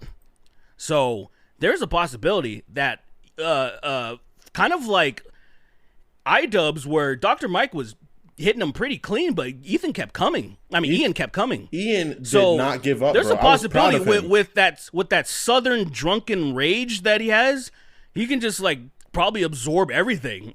He'll probably get hit 1,000 times. It's probably a record for boxing. He'll get hit like 1,000 times in like 6 rounds or however many rounds they do, and he won't go down. And then fucking Worski's arms will be noodles, and then Ethan just bumps him with that massive gun, and then Worski's just done. I think that Ethan Ralph is going to. He's gonna get a taste of this, right? He's gonna get a taste of being healthier and that rush of being in the ring, right? And he's gonna be like, I like power, because he's clearly villainous already. So he's gonna be like, I like being strong. Being strong makes me feel good. And he's gonna realize what he's capable of, and he's gonna keep training, and he's gonna come back looking like that guy that keeps saying he's natural, even though he's not. I forgot his name. That dude, that you showed, and you were like, "Oh yeah, I'm natural." And then I saw a picture about his fucking shirt on. I was like, "That guy is more steroid than human." Are you talking about something green? Liver King? Yeah, Liver King. Yeah, the Michelin Man. The Michelin Man. What are you talking? Are you talking about Ethan Ralph? No, I'm talking about that guy. No, the guy who's like the guy who says like, "Oh, I'm all natural," and he's like, clearly he's just the fucking Michelin Man. He's just covered in feet that like his muscles are fucking. Those are not natural. Yeah, see when you say Michelin Man, that guy's like doughy. So I'm like, what the hell are you talking about? Yeah, that's what I'm thinking. Is the Michelin Man doughy? I feel like the Michelin Man is like he looks like rings of like fake muscle is what like I remember. The Michelin Man I thought it was more like smooth, but maybe I'm misremembering. You're probably thinking of the Pillsbury Doughboy. You're probably thinking of the more smooth. The Pillsbury Doughboy is more smooth. You're probably right. Michelin Man is also the Michelin Man. Michelin Man looks fat, dude, because that's rolls. That looks like rolls of fat. I guess he does look chubby as well, but that guy is like a liar. No, yeah, Liver King is, of course, he's lying. He's like all these what fake. What a terrible mascot this is. It looks fucking gross. It looks gross. Oh my god. Anyway, fucking. I don't get why they lie. I don't get why they lie. You guys are overestimating Ethan Ralph's ability. You guys. I don't know why you're putting so much faith in this guy. He's so short. He can't reach himself. Like he's not going to. I can't even imagine him throwing a punch. I've seen him training, bro. And though it's very bad right now, it could tighten up. You never know, man. I haven't seen anything. I need that footage. God damn. I'm just so invested in this because of this what these people have become over the years, where it's a beautiful thing, man. It's like these deviants that did such fucked up bullshit over the years, and then just seeing them gonna go at it and them gonna beat each other up. It's so awesome. Are they just gonna find like a Blimpies parking lot or something? Fucking Blimpies. Find a Blimpies parking lot, Chris. Please find one. Chris, guess who's putting on the event? Take a good guess. You'll probably figure it out. Come on, somebody. Is it Come Medical? on. No, he's not, because he's not going to show himself. Or nobody's ever seen that guy. Think of just deviancy that loves attention, always shows himself. He's always in everybody's business. Yeah. Yeah. So the main event should be, they're trying. I don't know if any commission's going to approve it, but Sam Hyde versus Boogie 2988. Which Boogie, it would be like me fighting Mike Tyson. Like, I know I'm going to get destroyed. That's what Boogie's completely content with that. It's just about the experience. So Boogie's gonna die. Boogie's gonna die in that ring. Everyone. There's probably this is the good thing about boxing. Right? The boxing idea is that like everyone, they're bringing more appeal to the sport. You know, a lot of people are finding out they enjoy it, and it's a good way to get healthy. But what happens is we're gonna keep playing with God's gift, and someone's gonna get hurt because that's how it works. That's okay. That's how things work. And I want someone to get hurt. I've been praying for it. I've been itching for it, bro. I've been the whole time. Boogie's gonna get hit once, and his eye's gonna roll out of his head like a 20-year-old pug. Boogie's gonna get hit once, fall down, and on his way standing up, he's gonna expire. And it's gonna be like, oh wow, this is bad. He'll get knocked out. He'll go boom. Dude, at least that's the main event. So at least he passes in the half getting up stage, and he's stuck like that, and that's how it works. He's like, there's a camera set over the ring that's like zoomed in onto his face, and then it plays that fucking song from the ending of Breaking Bad. And then it does the zoom twirl out. Guess I got what I deserve. That would be so funny. Kept you waiting there too long, man. That'd be really funny until it happens. I'd be like, whoa, that's hilarious. And I see it and I'd be like, whoa, that's sad. I mean, I feel bad if Boogie died. Like, I don't have anything. Yeah, I mean, I don't want him to die. I don't have any animosity towards him, but that would be funny. I don't want him to die, but I want someone to get hurt really bad in the ring. Well, like, that's what we're talking about. Worski and Ethan Ralph. We want that to be a barn burner. Like we want that fucking shit to be. I'm excited to see I want the club to glow up. Like I want some shit to happen, and like everybody's bumping, everybody's having a good time. I want it to look like a hold down in hell. Like where like there's like everyone's going bananas, everyone's drinking, there's alcohol flying through the air. Like I want it to be a celebration when someone gets hurt. And then I want everybody to mourn them, obviously. I'm excited. Whatever. I'm excited at the premise of seeing like flash photography, like really quick photos of Ethan Ralph's face doing the Simpsons thing. Because there's so much There's so much to move work around. Yeah. And then he gets hit, and there's a moment where he looks like dude. The Rock. I'm gonna tell you though, I'm gonna be fucking. he gets hit, and he looks like beautiful Squidward. He gets hit, and his body's like toned. He looks like fucking like a wall. He looks like Kai Green for a moment. He's just fucking perfectly. Then he falls down, and he's himself again. And you're like, whoa, dude. This is. Can he? Get back up? I won't accept it though. I need him. The only thing that I would be really upset about is if he fights with a shirt on, though, because that'll actually ruin the whole experience. That'd be a waste of time. I gotta see them titties, bro. Dude, I gotta see. Dude, he's got like, It's like, bless this guy. I need something for later on tonight, bro. I need something. Like, he's just done so much just stupid bullshit, and it's so. It's a sane person would be like, that's enough. I've done too much. I gotta stop, dude. I got 2 kids now. I got a wife. I gotta get my shit. Nah, like he's going harder. He's had 48 wake up calls, and he's slept like a baby through all of them. It's you know when you're like at that age when you're like, all right, I'm done clubbing. I'm done going out. How old is he? How old is Ethan Ralph? Late 30s. I think he's late 30s. Jesus fucking Christ. Let's Google it. Stop it, bro. He won't. He probably should, but at the same time, like, Why? I just with my morbid curiosity, I'm such a fan. It's like funny. Like, I'm a fan of, like, if he's just doing regular shit, like, oh, I'm gonna have a talk show, I'm like, I don't fucking care about this guy.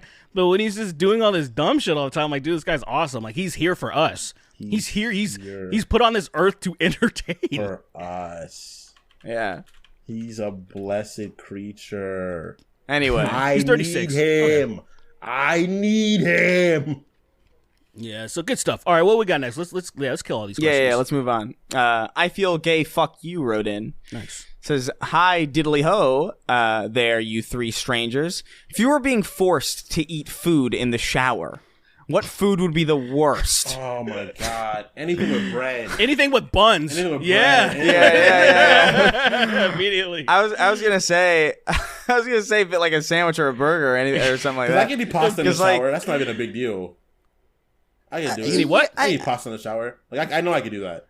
That's not as bad. That's not as bad. That. Yeah. Pasta's already soaked in water. Or like an apple. Or like an apple in the shower. Like I would just like I'm gonna eat this apple. Oh yeah, that's almost like what I do probably. Already, you know? That's almost like the way. That's almost like the way you should eat an apple in the shower. It's like I'm cleaning myself and the fruit.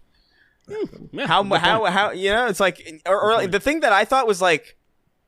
A bowl of cereal would probably be pretty tedious. Gross. But you got to eat it fast. It's rapidly becoming grosser. Rapidly. Yeah, but then it's gonna be so you're gonna feel so shitty. Like inhaling a bowl of cereal so quick that the water can't fuck it up is gonna have you so fucked the rest of the day. Your stomach's gonna hurt, but like because not only is that sugar, but that's just a lot of milk. So like I don't know, man. Definitely anything with bread. I think a pizza would be fucking awful. Pizza would fucking suck, but nothing like I just picture anything bread. The burger or the sandwich. I can't even imagine. I'd be so fucking upset with that soggy ass shit just running off quickly. And you gotta eat it too. You gotta eat it. You're just like, oh, dude.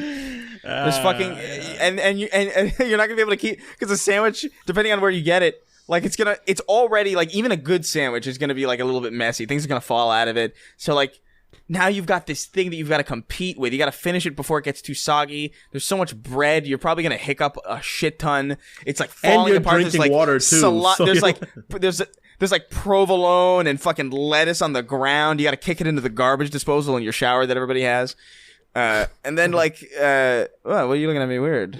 I don't have a garbage disposal in my. It's where we all throw away garbage. You don't have a garbage disposal in your job? Yeah, I do too. I feel like that would be a good idea, but also probably not. Horrible idea. Also a toilet. It's a toilet too. A toilet in your shower? A garbage disposal in your toilet? Yeah. That's ruination right there, just bro. Shreds shit everywhere. Shit will just fly everywhere. It's just a blender. It's just, all right, time to flush. You mistakenly sit down and touch the thing, and your asshole gets fucking shredded, chop suey in your asshole. God.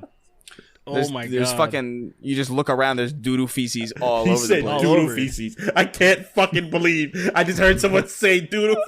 You said that. Do you remember that famous? Do you remember that famous line from Michael Jackson where he was like, "There's doo-doo feces everywhere." I love that line. I'm gonna die. Michael Jackson looks like a type of person that just doesn't shit. He doesn't like he never learned how. Like he just like a synth. Like he just doesn't shit. Like he eats. If he pulled his pants out, there's no asshole. Like dude. he eats. It's just a garbage disposal. No. Like for him, it's just that like all that dance he did as a kid, he never had a chance to shit. So he just learned how to evolve without shitting. His fucking dad let him dance. He danced. You gotta shit dance right now, or else and he's like, "Dad, I gotta use the bathroom, Dad." Wait, hold on. What if they never fed Michael Jackson anything, and what happened was he didn't shit for so long that it healed. His asshole healed closed. His asshole healed shut. It healed like it's a fucking wound. And the only reason it doesn't heal for everybody else is because they shit too often. Because they keep using that's genius, bro. Could you imagine that the asshole was initially a wound? That is how the mutation was a wound, and then eventually it evolved into it just being a place that you vacate waste out of, but at first it was just a wound. At first we just sweated really hard and peed. Yeah. We would sweat solid matter out. Someone eat a salad with a rock, they would sweat a rock out of one of their pores. It'd come out like fucking Play-Doh, but hard. So all those people, like especially like all those girls that say that they don't shit, they've been telling the truth the entire time because they figured it out. They figured it out, and we just thought they were bullshit. And we're like, "Shut the fuck up! You fucking shit, bitch. You shit, you liar, you shit, you shit." And then they just figured it out before us, dude. I'm so sorry to all of you. I'm not. You know? Yeah. I'll never apologize Sucks to be women. you. I'll never do that. Anyway, do that. I'll never moving do that, on. Moving on. Damian Sawyers wrote in. This is actually a question, so I don't feel bad about using his thing twice. He goes, "Hey, Red, John, and Arthur. On episode 109, Sweeney and Derek went on a tangent shitting on JRPGs.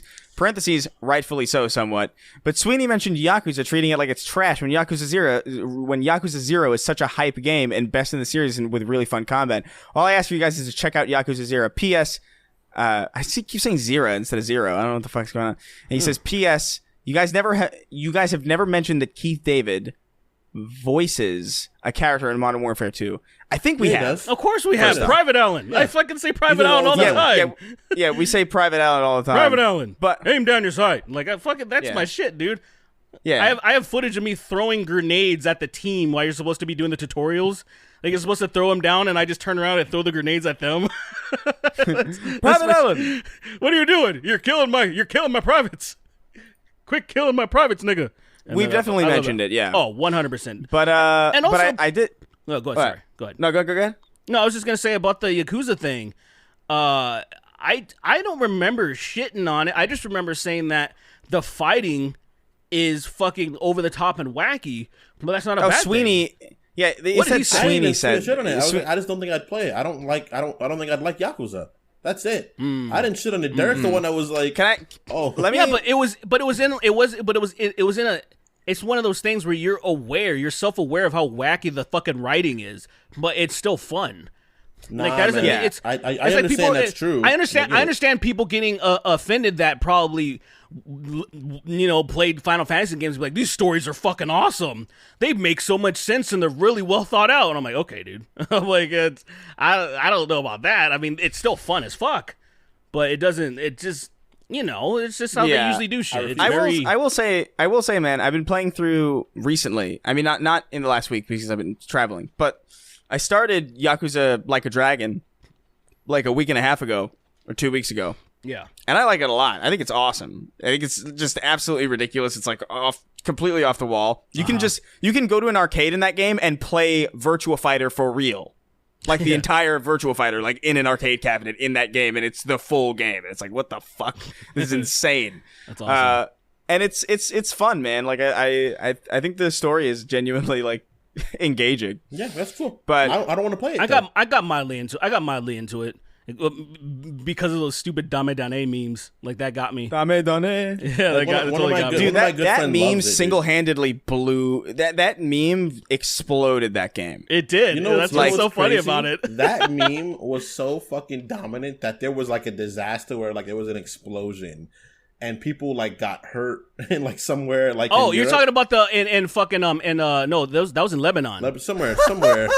When they had the explosion, the smoke, and then it was like Dame Dane. And I was like, and no one got offended by that.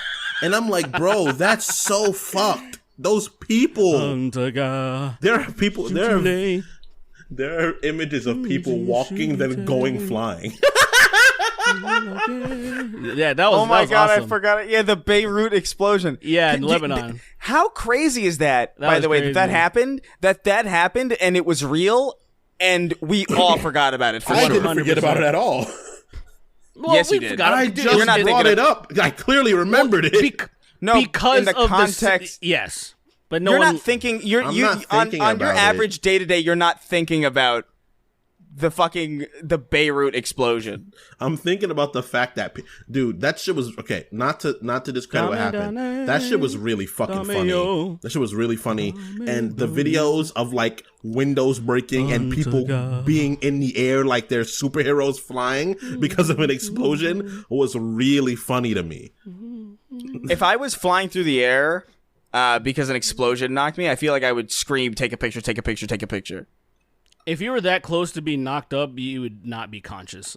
Yeah. Take a picture, take a picture, take a picture, take a picture, take a picture. Someone take a picture, take a picture. This is a cool picture, take a picture. Production value, take a picture. You gotta you pull your phone out of your fucking pocket, take pictures, and then die. Like take a selfie, a selfie with the ground real far behind you. That's so scary, man. Like, what do you do in your last seconds? Like, hope like you're thrown from a building where you have 20 seconds to live. Like, what do you do? You try to beat off or something. Make peace with God. I try to land in a funny way. What? I try to land in a funny way, I think. That's all I can do, right? At that point, do the thing where you like angle yourself forward and try to fly into somebody and take somebody with me. And just like torpedo into somebody. And can you imagine? Else Imagine the last thing you think. Imagine you look into the sky, you hear a faint whistle, and the last thing you see is this. Oh my god! I hit him and I get hurt really bad, but he dies. Yeah, he helps you. He breaks your fall. He completely breaks your fall. You just have a sore shoulder. No, you're just like, oh man, that kind of hurt. And his braids are fucking all over the place. Contacted his head, so he takes the full damage. And I'm like, man, I got a few scrapes and bruises, and that guy's dead. And I'm like, There's You hear his wife scream. and I'm everywhere. like, thanks, loser. And I get up and I leave. Thanks for that. And then he explodes. Thanks for that. Thanks for the help, fuck ass. And I walk away. Oh my That is so disrespectful. If someone killed my wife and it gets up, oh my Shindaru. It's like, you piece of shit. You piece of shit. He leans up. He leans up. You lean up. It's Friday in San Francisco. Have you seen that fucking With video? the guy that shoots the guy as he sits up and he like Yeah, it's like the guy in like the Top Gun or like the motorcycle cop outfit, and he's clearly an Asian guy, but he's saying English words in a terrible accent. And he shoots the guy. It's Friday in San Francisco. And you're like, what the fuck? Bam, he's dead. He kills you. Seafoam. He kills you while you're confused. Seafoam Squire wrote in. He says, "Hello, Chris, Tom, and Derek. I hope you're all doing well.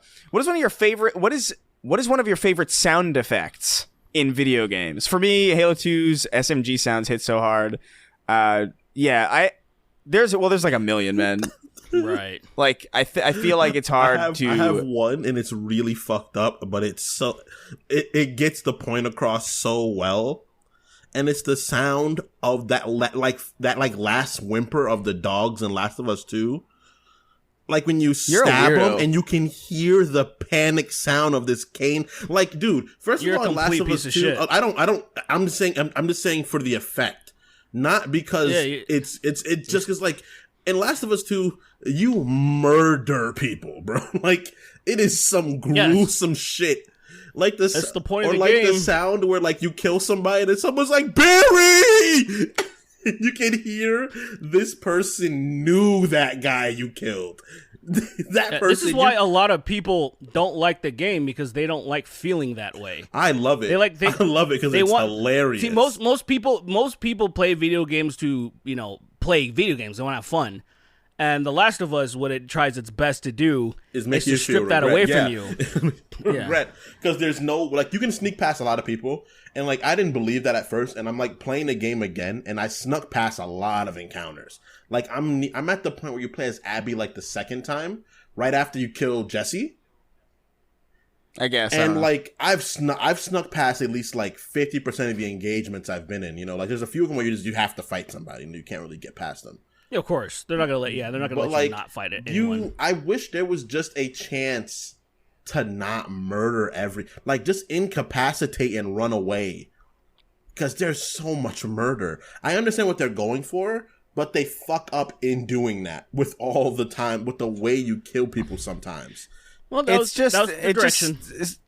It's just so try hard to me. Like I didn't even find myself moved at all by any like, oh Barry, oh the dog's whimpering. It's I'm like, this is morbid as shit, dude. It wasn't even morbid to me. I was just like, you're trying so hard to sell an emotion that you're just not equipped to sell. Because I don't care about these people. I don't care about any of this. Dude, she grabbed like who fucking she cares? Grabs a dog, I'm gonna give a shit. I'm gonna give a shit and stabs it in the spine. And I'm like, bro, that's vile. You know how many dogs I've shot in Call of Duty, man? You know how many dogs I've killed in video games? Broke their necks and give shit. Give me a fucking break. But like I just what was the game where you break the dog's neck? Last of Us definitely made it more gruesome and more. What was that game? They're making it more gruesome, like the whole gurgling and shit. Like they really tried to like make it as, like, a lot of those people watched a lot of snuff gore shit to really, and they were like, now how do you feel, huh? At the end of the day, you still lost everything, but you chose to save this one person. So you're trying on a better way, but you still did a lot of fuck things. Do you feel bad? Do you feel bad, huh? And it's like, no, I don't feel bad. I had to do that. That's the game. The biggest problem with The Last of Us. The biggest problem with The Last of Us 2 is that it's a very adult, mature game. It's like, oh hey, it's rated M. It's like very clearly like violent and very, very dark and very grim and very dire and very like very depressing. But the lesson that it's trying to teach you is so elementary school. It's embarrassing. Revenge is bad. No shit. Everybody understands that. The conceit of revenge stories is that we know that, but let's have fun with it. That's the whole point of that entire genre. It's not like anybody's like, oh, revenge is actually good, really. No, everybody knows that. I agree with you. You're right. It's such a boring message. Is bad. Everyone knows revenge is bad, but the problem is that people don't understand. People, like, I get the idea. The Last of Us 2 isn't going to snap you out of it. Everyone understands. Right. You guys are right. Everyone knows the difference between fucking vengeance and fucking justice. No, that's not true. I'll bet money on that, bro. No, it's definitely true. I bet money on that. Because in real life situations, everybody fucking knows. That's not true, Derek. It's why people don't. That's why there isn't a million vigilantes. Everybody knows. It's not as many people are fucking scared because other people have guns and they can kill them. No, it's not because they're scared to go to fucking jail because there's a difference between fucking vengeance and justice. They stay in line, Derek, most of the time, unless there's crimes of passion. There's differences. People know this. That's why they're not doing shit. Derek, there is a difference, and some people know it. But not everybody. No, most people know it. I would say I was going as far as saying most people know it. I was going as far as saying most people know it. Yes, but that's I would never say everybody because I know a lot of people. You can't say fucking everybody in anything. We know this. Like huge you can't say everybody in anything. It's just like it's one of those things. But look, it's one of those things. It's more of I would even say I may even take it a step further that these people may even know the difference. They just don't care. Kind of like murdering people and robbing people. It's like they know it's wrong, but they still do it anyway. So so most people just trying to live their lives and shit. So I feel like one thing that Neil was trying to really get across, and maybe he hasn't said this specifically, but I feel like he wanted everybody to just experience a little taste of how he feels every day. He just feels like shit. He's just like fucking sad. He's a sad guy. And he's like, you know what? I want to make a video game that just captures how shitty I feel. And so you guys can get a fraction of how I feel when I wake up. Nah, and bro. I think he did a pretty good job. Playing that game, I think he did a pretty good job. I'm playing that game right now. I don't know anything about it, but I'm just assuming. I'm playing that game with a smile on my face because it's so over the toply not good. He's gonna walk into your room right now and take your copy and be like, "No, you're playing it wrong." He's gonna have to undownload it from my PlayStation 5. Oh yeah, he will. He's gonna press uninstall. It's not on your account anymore. It's not on your account anymore. It's gone. You're not playing it right. You're not feeling that. You know what's so annoying too is that they're working on a Last of Us remake, and it's like, why? Also, the biggest problem is Ellie. Why? Ellie sucks in that game. The PS4 one is pretty good. Yeah, I know. But they're doing a remake of it. I can't tell you why. I also think, believe me, dude, I also think it's stupid. Are they gonna make Abby? Are they gonna make Abby's dad not brown? Is that what they're gonna do? They're gonna remake it just for that specific reason. Yeah, so that the Last of Us 2 makes sense at all. I think that's probably what it's gonna do. They're probably gonna rectify that stuff. Because I didn't know, because I remember playing Last of Us to I've finished Last of Us like twice. And I remember seeing it get finished like a few times, but I don't remember. I never 100% of the game, so I don't remember her dad being brown or there being like files of other people who were like sick like Abby or affected like Ellie that weren't that like died operating. So I don't remember that at all. Yeah, so there's also like a whole scene I think that they retcon?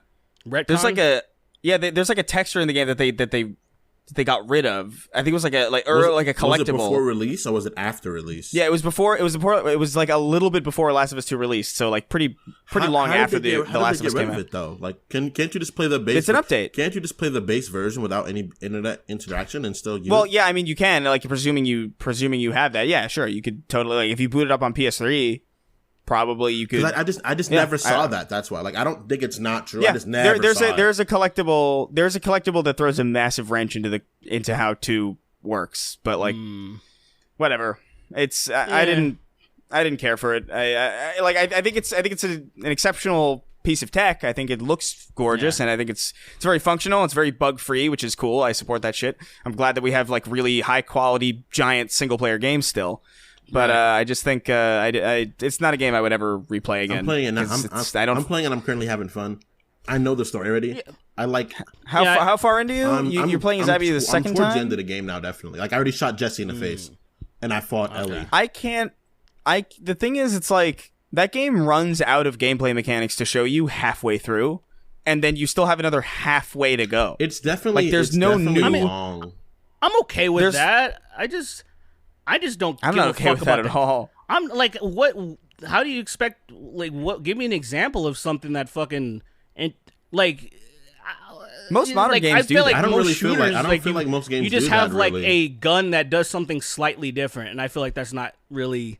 Like It's kind of like is that really like a new mechanic? Control it's just has a like new way to endless, kill somebody. Mechanics, right? Like towards the end, you're still on little shit in Control, right? Okay, You get I just feel like most games don't like. Well, I don't know. I just maybe I could be totally not wrong. halfway through, man. Usually, what it is, it's like a most, especially like games like Doom and like Doom Eternal and like most games that I've played recently, and it's just a general rule of thumb where it's like usually the last third of the game is combining. all the tech is like combine like you've learned everything by 2/3 your way through the game, and then at the end it throws those things at you in different ways so that you can utilize these things differently. But like you're not being taught anything in like your 75% way through the game. Like that's over. Like there's no new mechanics typically. But The Last of Us runs out like almost like before 50% of the way through. And then, like, you've just got this long slog left where it's just, like, it's not... there's no new weapons. There's no new mechanics. There's no new anything until the very, very, very, very, very, very, very, very end where they... with the zombies on the ropes, and there's, like, 2 of them. And then 2 minutes later, the game ends. And it's like... You could have had... You're telling me, like 4 hours ago... You could have had this whole section of like zombies on ropes where I could have like set them free and like sucked them on people and had this like really fucking cool gameplay mechanic earlier on, and you just didn't use it. They had to perfect like the ropes and shit, and like which are good for the 2 puzzles that they use. They had to spend all their time doing. Was it only 2? I remember I used it for one part in the beginning where I had to get into that place and I got some extra ammo. It's one part in the beginning where you're like weaving it through the gate to get it open, and then it's another part where you have to like throw it over a skylight in like a busted train or something. Yeah. And that's it, which is crazy because that's a cool mechanic and they never use it. It's that game has a massive editing problem, dude. If they just paced it differently, it would have been perfectly fine, but it's just like it's so out of order. I think the problem. There's a broader problem. I talk about that all the time. My biggest problem with the game is Ellie, dude. Ellie's so drastically more of just a gigantic piece of shit, dog. Because she's so awesome in the first game.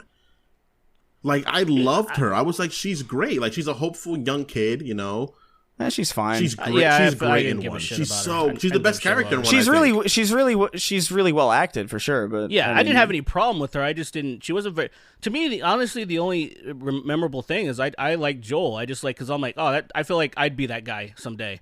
I can relate. Like he's just this fucking dad that's just like heartbroken and just trying to navigate through this fucked up apocalypse. And I'm like, I can see that. I can see myself taking that type of role.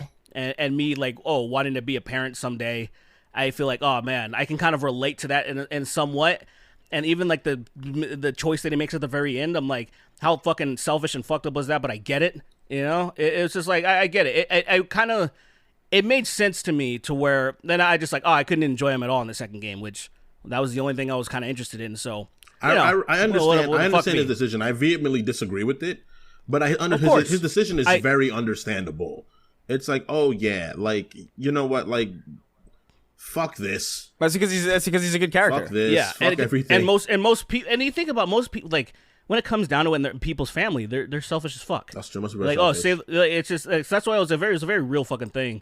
So that was cool. So it sucked that I'm like, the guy that I really liked is gone so quickly that I'm like, I love his death scene. No, I'm sorry, that death scene. I would have been if they would have did that 50% through the story.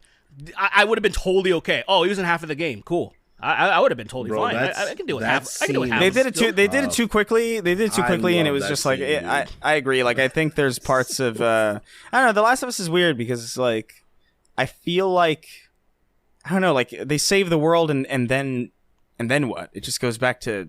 I think the biggest problem that The Last of Us had, also like one of the biggest ones, was that or specifically 2, was that. You're forced to kind of like, okay, you're re-examining this character. It's like he made a really selfish choice by not saving the world, right? But then like when The Last of Us came out, like everything in our world was depressing. And like really like this is like just pre-pandemic. This was like election time. And like I just remember because what was it, 2018, right? Last of Us 2 came out right during Was the it? pandemic. No, it wasn't during the pandemic, was it? No, I think it was during the pandemic. That actually, can't be real. I think it came out in 2020. It came out just after Ghost, if I'm not mistaken, or just before Ghost. No, I think he's totally right because I remember Yeah, you're right. June 20. Yeah, that's right because it was like one of the last games before PS5, and yeah, so that was like mid-pandemic, right? And you're just like, the whole premise of The Last of Us 2 hinges on the fact that Joel made a bad mistake, or Joel made a selfish, evil choice in sacrificing the world to save his replacement surrogate daughter. Yeah. And then you look outside at what the world could be if he made that right choice, and you're just I like, didn't get that at all. I guess I can. To me, see that. I don't know. I look at. I don't know. I'm too that's aware a very of nihilistic view. Like, definitely, it is a nihilistic view. It is a nihilistic view. I don't think I am a nihilistic person. You are. You definitely you're definitely not. I would say you're not on the bright side guy. Definitely. I wouldn't say nihilistic exactly, but I don't think you're not optimistic. You're not so. optimistic. I can say that as someone that's known you for a long time. I don't think any of our friends are particularly optimistic. Maybe Joe. I think Joe's the only person that is. I think most people are good, generally speaking. I think that's the reason why people aren't killing each other constantly in the street in completely unmanageable numbers and waves. But like, I do think, like, I don't know, you look outside and you look at like the political realities of like how things are. It's like, oh, cool. Everything is corrupt. Everybody in power is ostensibly evil to a provable degree. And it sucks. And like, you look at this society where it's like, yeah, everything's thrown back to the Stone Age, but at least you don't have a president who's like waging war, you know? Or at least you don't have like somebody trying to copyright a vaccine. You know, it's just like, I don't know. There's all these little. I agree that there's an unfathomable amount of fuckery that exists. It's like, it's so much that like there's like the Jeffrey Epstein shit too. You're suddenly there's like an elite island full of pedophiles who rape children. It's like, God damn it, give me The Last of Us. But like, because I understand like that shit sucks. But for me, it's like, I'm optimistic because there's so much worse strife in the world. My brain always immediately is like, I could just be a woman in like Kuwait. You know, like the world it's so much vastly worse. Right. Like right around the corner on like a cosmic scale. You got nothing to worry about as long as you don't. As long as you don't have a vagina. As long as you don't have a vagina. As long as you don't learn too much. I mean, it's a pretty simple, humble life. I don't know. Yo, what if you're cursed with knowledge and you're like, yo, what if I think? Then you get acid on your face, bro. You get acid right on that face. You get acid on your face. You get an acid sandwich. Literally puts it between two pieces of bread and then throws it at your face. God be praised, bro. That's so disrespectful. Just put it. It's a vial of acid and 2 pieces of just bread. He just throws it. My God. What is wrong with those fucking assholes throwing acid at people, dude? The world is so crazy, man. All I know is that, like, look, I'm very happy that Last of Us shit ain't happening because I don't want to every person I run into, I have to think if I have to kill them or not. That shit is so I don't know anyone that could do that. I don't know a single person that would, every person they run into, like, oh, this person's probably going to rob, rape, and eat me. Look. Let me. I'll just put it this way. If I never had to read another contract again, and I never had to read another fucking email again, or check another notification again, and the cost of that would be like, every now and again you have to watch over your shoulder. I'll take it. It wouldn't be every now and again. It'd be always. That's fine, but then you'd be attuned to it, and you're fine. And not pay taxes. Now look, that's you're swaying me a little bit right there, right? April 15th. If you look at me, like, I look like this most of my life, but every April 15th I become Ronald Reagan. Like, I am incredibly Republican.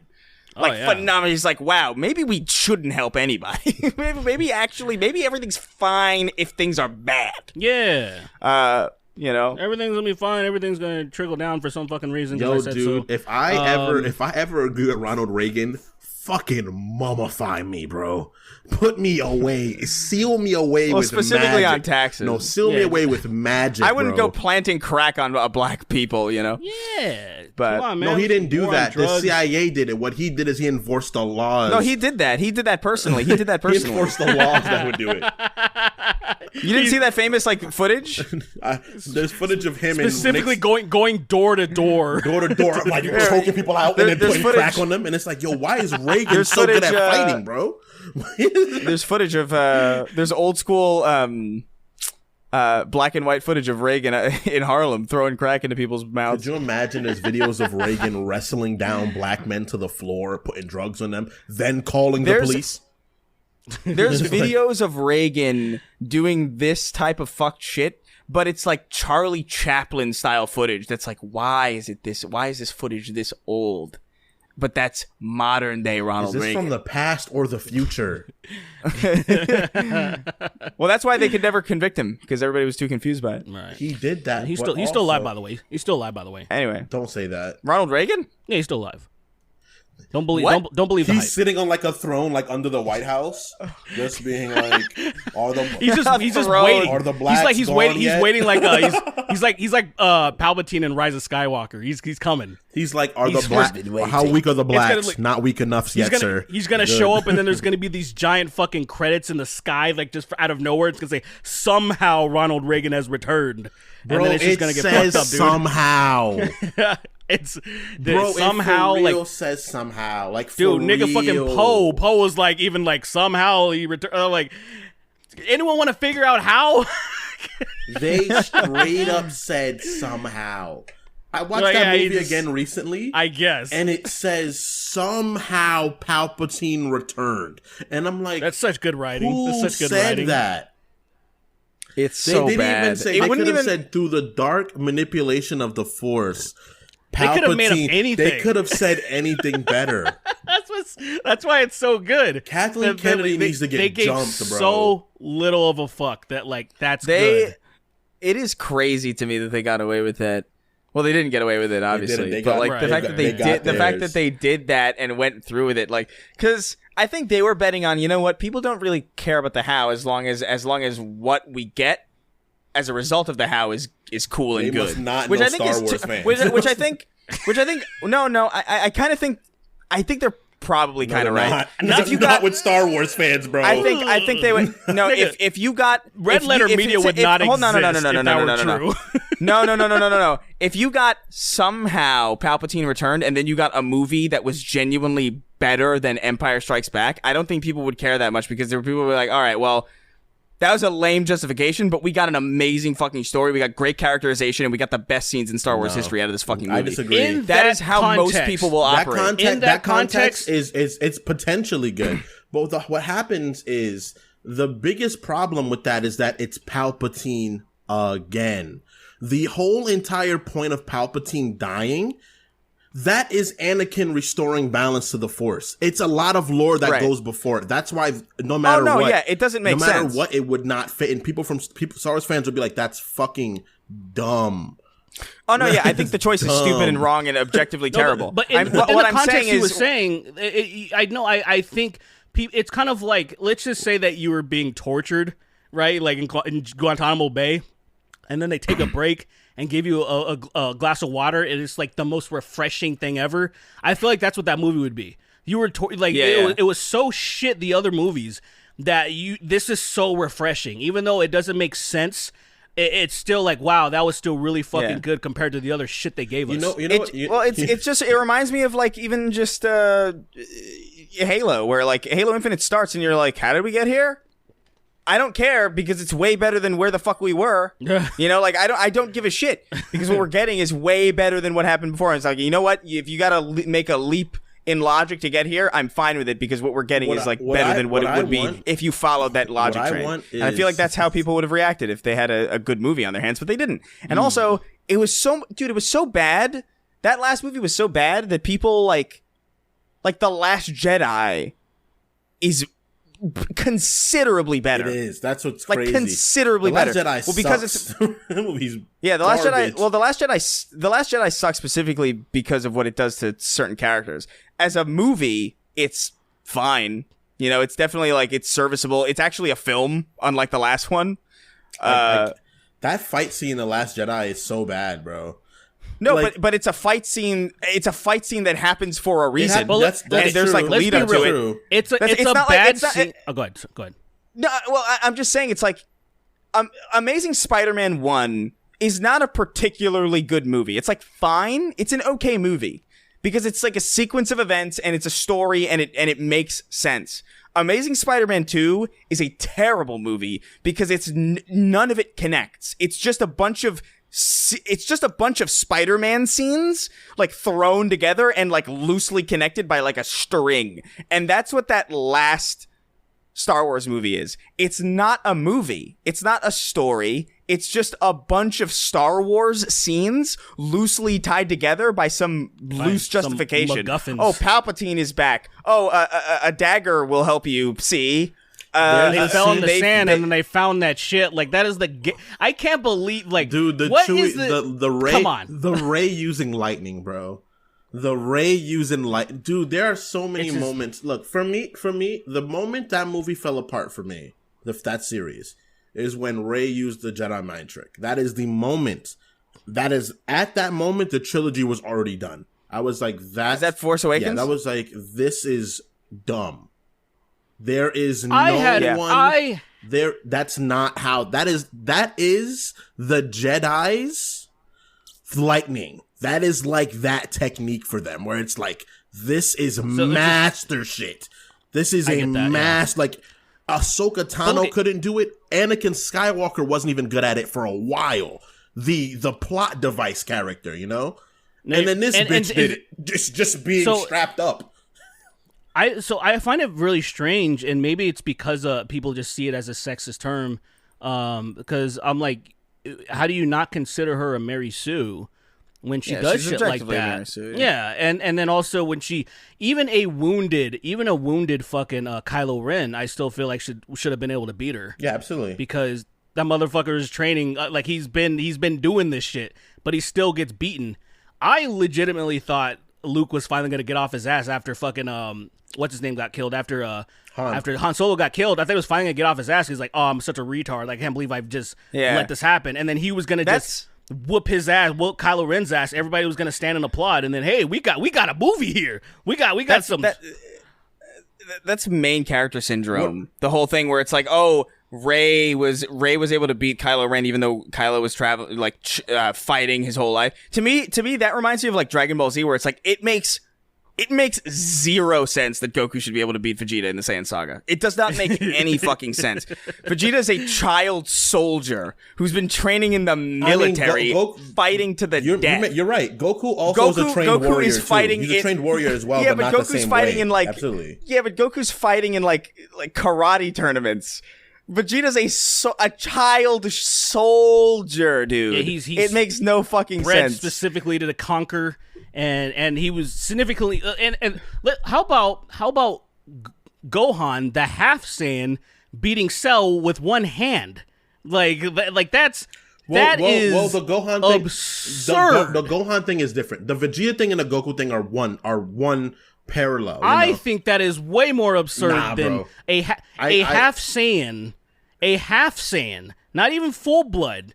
He shouldn't have more potential for being less of a Saiyan. No. And some reason, what happens is Saiyans have like, how do I explain it? They have like these weird dominant traits. Look. This is real. And it's not even cap. Stop it. I understand what you're talking about because usually when you go hybridization isn't exactly the most real thing. Not when you hybrid with a fucking human. But the thing is that brings nothing to the table. Well, the humans have access to their emotions in a more readily way than Saiyans do. That is the reason why. You know, like a hybrid Saiyan is pretty much just a Saiyan with a human span of emotions.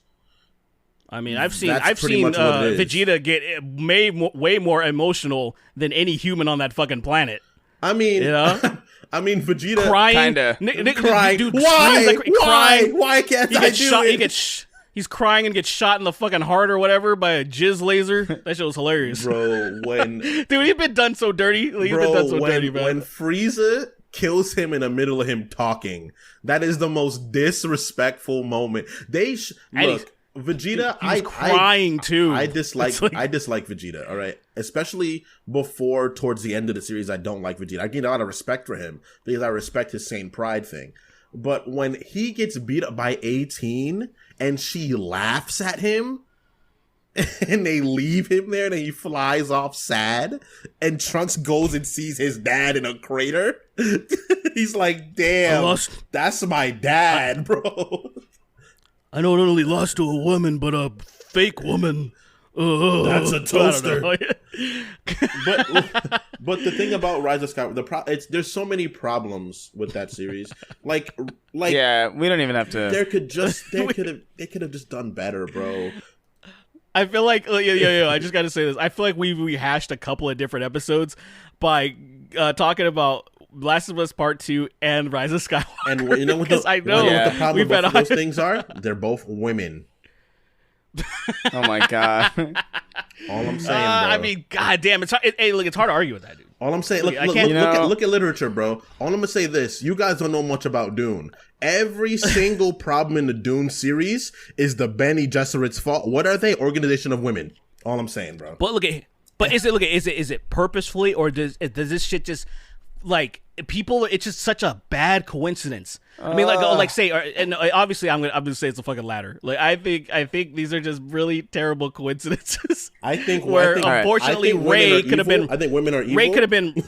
Okay, next, what do we? Are we doing more questions? Where we at? Yeah. We can do one more. Let's do some more, man. Let's get some mileage out of this shit. Yeah. Let's get a little bit more. Papa Jesus wrote in. He says, "Hey, you lovely degenerates. Recently, I came across what seemed like a normal porn video. Except I can only describe it as being blind accessible porn because it had text-to-speech descriptions of everything that was happening. And it made me want to ask y'all some of the weirdest shit you found on porn sites. I mean... You've already. It's been covered. It's been covered. Yeah, I just want to talk. I just wanted to read that because I've never heard of blind accessible porn where they have text. Like, you imagine porn in Braille? Oh yeah. Like, this I can't. Is wild. This is fucking nuts. Feeling these bumpy ass titties and stuff. That'd be pretty hot. Oh, she got so freckles. it's describing what's happening. That's very interesting. Yeah. Why? Very weird. I guess you would need that. I don't know. Anyway. George Hard R. Martin wrote in. He says, "Hello, people whose dead relatives." Nice, I love that. George Hard R. Martin. Yeah. He says, "Hello, people. Oh God, I'm having a stroke." Simple question for today: What series do you think have really good fights? What series people got to write better. You guys got to write better. Listen. You guys, I love you. I appreciate your support. You guys have to proofread your stuff. Please, for the love of God. I think Twitter is ruining the way people type. The internet, sincerely. Yeah.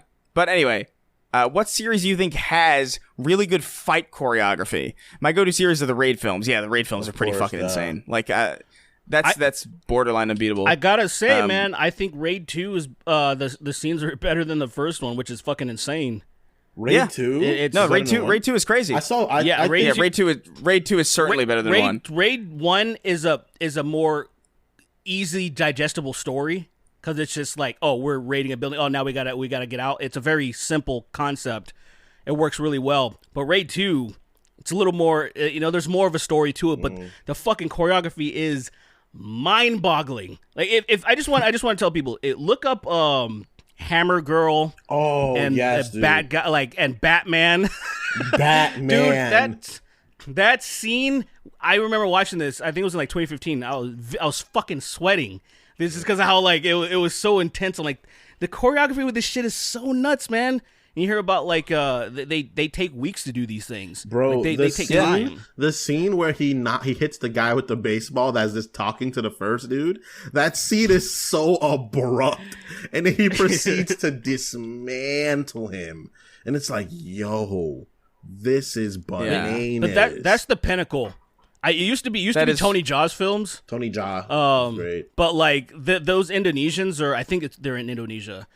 Those guys, they set the gold standard. It's fucking they're nuts. Yeah, the raid is fucking crazy. Daredevil from the Netflix series. Those fight scenes are unbelievable. I feel like they probably took they definitely were inspired. They definitely took that hall scene from they took, for sure. The hall scene was there was actually specifically it's called The Protector. That's what it is. Oh yeah. Or Tom Yong-goon which is like its real thing. It cut out a few. That's the one about that's the one about the elephants, right? Yeah, that's when he takes his elephant, and that movie. In the original version, they cut out some really stupid but awesome scenes in the original version. Like there's these strongmen that actually have the elephant, the baby one, and like this strong guy fucking tosses the elephant through fucking like a glass fucking door, or like a glass like wall. It's this stupidest, like dude, no one's I don't care how strong you are, you're not gonna toss a baby elephant. You toss an elephant at somebody.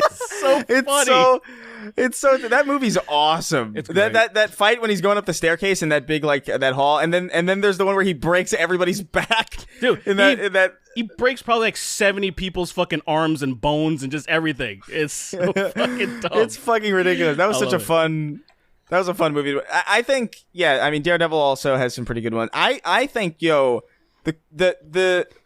creativeness of the fights in the fucking Kingsman movies are fucking ludicrous. Like the one inside the church? Like, that was a great scene. Like the church scene, and there's a bunch. I didn't know that there's a prequel movie that came out recently, The King's Man. I had no idea that's what it was, but I was watching this. I was like, these fights are fucking insane. And I was like, it reminds me of Kingsman. And then it was the fucking Kingsman. They're fun, man. They're wacky. Like the Rasputin fight, just fucking that was ridiculous. insane, dude. He was like dancing. He was like doing ballet while fighting him. And I was like, Rasputin's weird as shit, dude. Those films are just fun. I'll get around to it. I didn't see the Kingsman 2, to be fair. I only saw the first Kingsman and the King's Man. I never saw 2, but that first movie, that church fight is awesome. It's really that is a satisfying fight. I actually, when I think about it, I downloaded both 1 and 2, like probably a couple years ago, and I never watched them. So yeah, I'll put them on. I've heard 2 is bad, but like that. Have you not seen the first one at all? I haven't seen it. It just passed me up. Well, there's. I guess you would love that. That church fight is fucking wild, awesome, bro. Really good. And it's violent as hell. It's really good. It's violent as hell. He's like stabbing old ladies and shit. It's fucking crazy. That sounds awesome. Oh, also, I don't know if it counts because it's not necessarily fight scenes, but Hot Fuzz has some fun ones as well. I've loved that movie. I love Hot Fuzz. I like that movie a lot. So good. Fucking. That was I break in every new TV I get with that movie because it's so fun to fucking watch. When he fucking gets his neck impaled on the fucking Model City. Oh, at the end. Dude, fuck! I hate that so much. It's such a fucking visceral feeling. And then the guy he's like smiling in front of his own portrait, and it's the same exact photo. Yeah, fucking dude. I just gotta say, it took me years to realize that the Hound from Game of Thrones was the same guy in Hot Fuzz, the Yarp guy. Yeah. Narp. Yeah, It took me a while. I didn't know. You didn't know that was him? It took me a while. No, dude, you know how I found out? By watching a fucking panel, and then he went Yarp, and I was like, and my brain melted.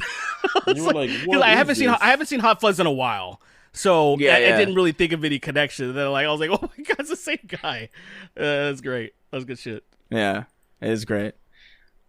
We'll do this one as well. I'm just a silly little dum-dum. Don't hurt me, please. Wrote in. He says, howdy, Steve Raygun, Tariq Nasheed, and K-Flex. Who's who?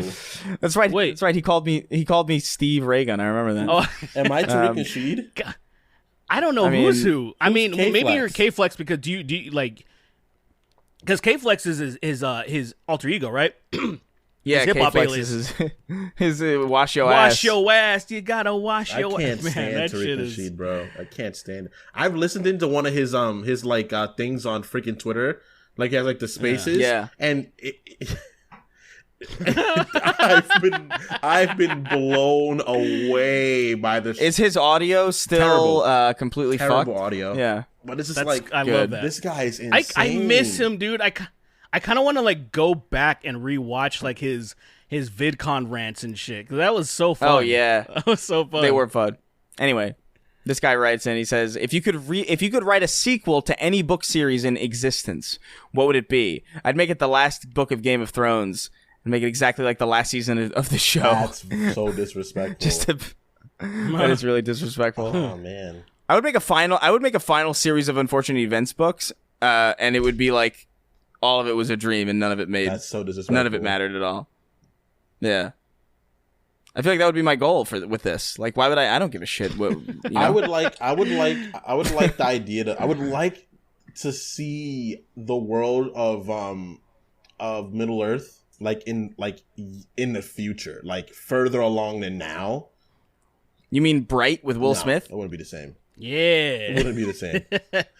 Like, no, I'm talking about like 500 years in the future, dude. Like far. It tells you in the book, and like in the world book and in the regular book, that like all of the magic creatures die off eventually. They kind of just die out. Yeah. But like, I would like to see like, oh, what happened to the dwarves? Like the dwarves, 1,000 years later became like money grubbers, and now they're like really rich but underground. And then like all the elves got shot. All of them. Oh, all of them. Jesus. Every single one. Legolas got shot on the toilet. You know, like something terrible. On the toilet. Like fucking Tyrion's dad. Aragon just kept getting pussy till he died. He died in a bitch. That's cool. He fires one off, passes away right afterwards. You know, Frodo gets jumped by a bunch of squirrels and gets killed. You know, like some just wild shit.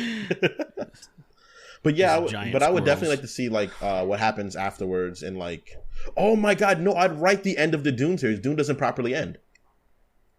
Oh, does it not? Frank Herbert dies, and then his son Brian Herbert takes over, and he fucks up the whole point, because the main point of this series is supposed to be humans as enemies, but he makes robots the enemies at the end. Even though robots are completely removed from the series on purpose, because humans are the problem, not robots.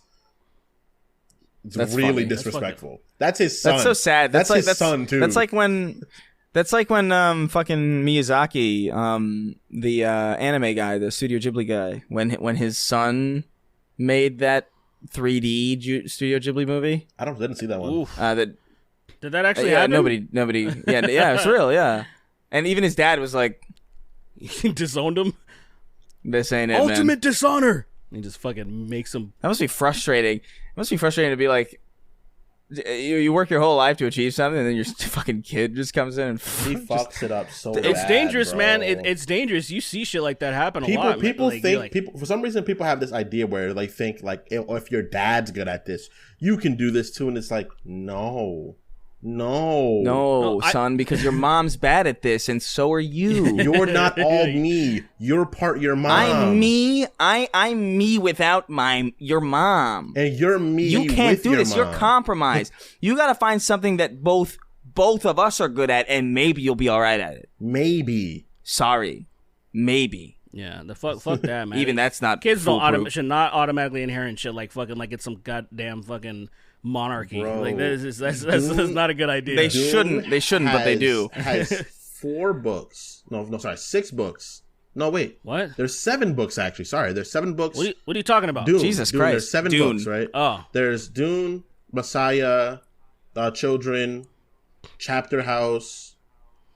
I don't care. I was like, why? What's the point? What's the point? It's so many books, thousands. Why? I don't give a thousands shit. of thousands of pages talking about how computers were gone. There's like a whole thing called a Butlerian jihad, where like we find out that a computer made this woman have an abortion because it said it was going to endanger her life, but it didn't. It did. It was just the computer was like, oh, this woman should have an abortion. That's it. You know, because the computer started. But at the end of the day, you realize that it was the people's. That's weird. That was the weird. Fuck was that? But it went all pissed yellow in your room for a second. That's weird. But that's really unnerving. But what if it happened to me too? I'd be like, oh, that would be. Episode's canceled. I know we're at the end. Time to turn it off. Scrap it. All I'm saying is that I would choose that, and don't always let your kids finish your work, because your kids are stupid. Kids are dumb by nature. Let me tell you something. Oh, go ahead. Sorry. I was gonna say I'd almost rather, if I was a famous author or writer or whatever, I'd almost rather my work just be left unfinished than be finished in a way that was compromising of what the whole point is. Right. Unless I trusted somebody specifically, I would be like, I'm sorry, guys, it's just going to be unfinished. You know, sometimes shit happens. You know, some of the world's greatest art is unfinished, and that's just how it is. Yeah. You know? Hey, sorry, guys, I was going to finish this, but then I kind of thought about it, and I realized it's fucking gay.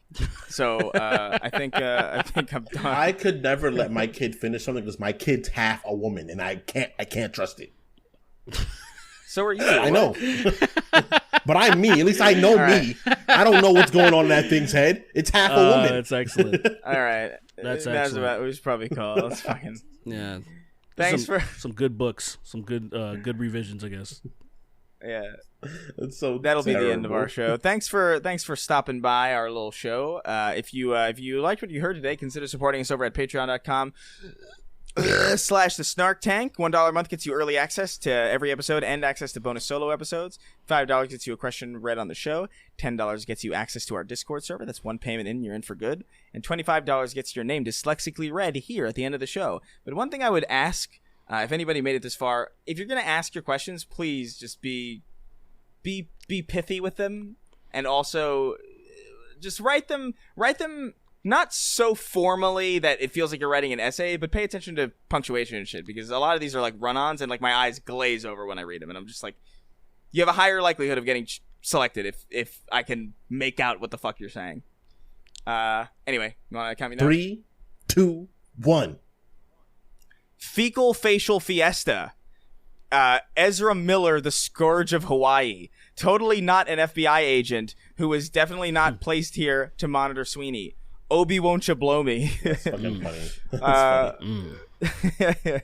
The guy who threw his shoes at George Bush. Weird. Whoa, we were just talking about that. That's super fucking weird. Dick Grayson. Zach Cool Nice. Number. I can't believe Ariana Grande used her multiple ethnicities to erase Sweeney's girlfriend. Sad. The Nerd Therapist. Detective Halligan, Slayer of Druids. Carlos Aguilar gets no bitches. Come on, get homo with the man's ass. Okay. Tevin the Black. Bing Chi Ling. Nice. I'm squirting in the dungeon. Nice. Squirting in the dungeon. Christopher. Squirting in a dungeon. Yo, Well, I want to be absolutely railed in the ass by Big Black Cock. This is not a joke. I need my ass. Damn. That's pretty hot. I'm squirting All in right. the dungeon. That's vile. I'm squirting in the dungeon. Ching, I want ching. Derek to make a Flying Battery Zone instrumental while Chris sings over it. What is that? What? But it can't. Sonic. I have a guitar thing. I did it like fucking 5-6 years ago. I'll redo it, but there's no singing in that. You can't. Why would you request singing in a fucking Sonic theme? I'll rap over it. You rap over it? Yeah, I'll rap over it. Gotta go fast. I don't know. What the fuck are you gonna say? We'll just find some song that already exists and try to fit it over with no context. Dude, that'd be hilarious. Actually, that sounds like a good idea, actually. That's so terrible. Flying Battery Zone. That's so terrible. Darius is Marianne now. That's so terrible. Kokujin's in Paris. Mintberry, let me the fucking back alley end pass dealer. George Hard R. Martin. I'm Lady Gaga's good. penis. Look at me. She have a penis? Mitch They thought McConnell's. she did. No, There she was doesn't. a whole thing people thought of back in the I day. didn't know That was like that? a whole thing in high school that everybody was like, she's probably a man. It's like I don't know, man. Really? I saw the telephone video. She's There's no room. There's no room. I missed this whole phenomenon. Yeah, I it was didn't know when that we was were a in high thing. school. That whole thing happened. It was like, I heard that happened to Sandra Bullock. Didn't it happen to her? happened to Sierra too. It happened to Sierra. Look, man. What the- I guess this happened to everybody. People thought It's just like everyone. people thought Sierra was a man. Why? Like just because? That's okay. Whatever. Continue, They Chris. just did. That's They so just weird. did. Look, man. I don't care what Lady Gaga's got down there. I'll go. You'll still go. Yeah, whatever, man. Mitch McConnell's. I'll put the uniform on for a day. Yeah, you'll I'll work with put it. the Yeah. uniform on for a day. Y'all gotta watch your mouths, bro. Jesus Christ. I'm just being honest, man. All homo. Andre 3000. Mitch McConnell's tortoiseshell. Saint Maxi. Sweeney probably grunts like Tim Allen during sex. All's the wall.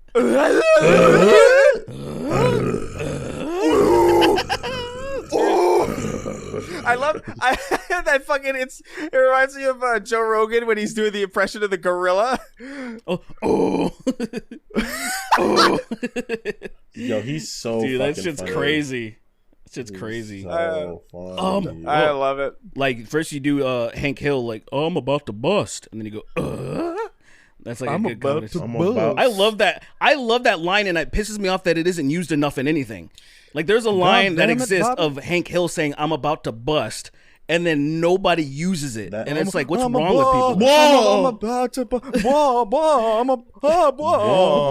There's so this is what I'm gonna do. I'm gonna do this after we're done. I'm gonna use that line, "I'm about to bust," and I'm gonna use the Hank Hill scream when Bobby kicks him in the nuts. Because that's the best one. He's like, oh. It's like the best shit, and it's like the best nut ever.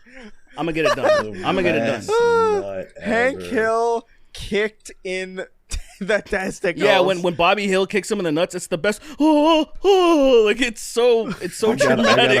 I've never heard it. I gotta like watch he's like this. he does like a oh, like it's like he does like a he screams essentially. He's like, oh. It's pretty good. There's some pretty. That is a good sound. Oh, like I can't even do it right. I love it. That's awesome. All right, fucking Mega Man X8 guy and the lack of anything funny to say this time. Avi, I'm sexually attracted to Chris Ray Maldonado, and all I got was this lousy T-shirt. I became a patron and spent $25 not to be able to come up with a clever name. Wage Slave 583. Everyone together. 1, 2, 3, come. I feel gay. Fuck you. As he begins to clean up, he hears a knock at the door. Who could it be at this hour? I don't know. Dead inside. Arcane Furukawa, the Papini Brothers Emporium bullet-filled uncles. Shrinkus Funkledunk, the warlock who is using transversive steps. The National, Richmond, Virginia, April 30th. tinyurl.com/sacredjodi. Yeah, come to the live show in the past. Please. We'll be there. Buy tickets. Sweeney, it's okay. My girlfriend isn't real either. I have PPSD. Ryber525 and the mystery of the sudden uptick in tomboy appreciation. Racists Snake. Hello, it's me, the real Barack Hussein Obama, Chris's favorite boy toy, and glazed bronut. Fun fact, the Pringles inventor, Frederick Bauer, died in 2008. He was cremated and placed in a Pringles can. Have a nice day. That makes sense. That I would do that too. Yeah. I think I would have a sense of humor about that stuff if I was being cremated. He's like, yeah, fucking whatever. Put me in a Master Chief helmet. Yeah, bro, fucking deatomize me, bro. I want my shit. I want to be. Turn me into a diamond or some shit. Fucking do some wild shit with my body. Crucify me, but then bro. You'll be fucking fastened to a butt plug though. That'd be funny. That'd be funny as fuck. Crucify me, bro. You know what I want? I want when I die. I want my face to be removed and put on a bike helmet, and it's like you could put it over it.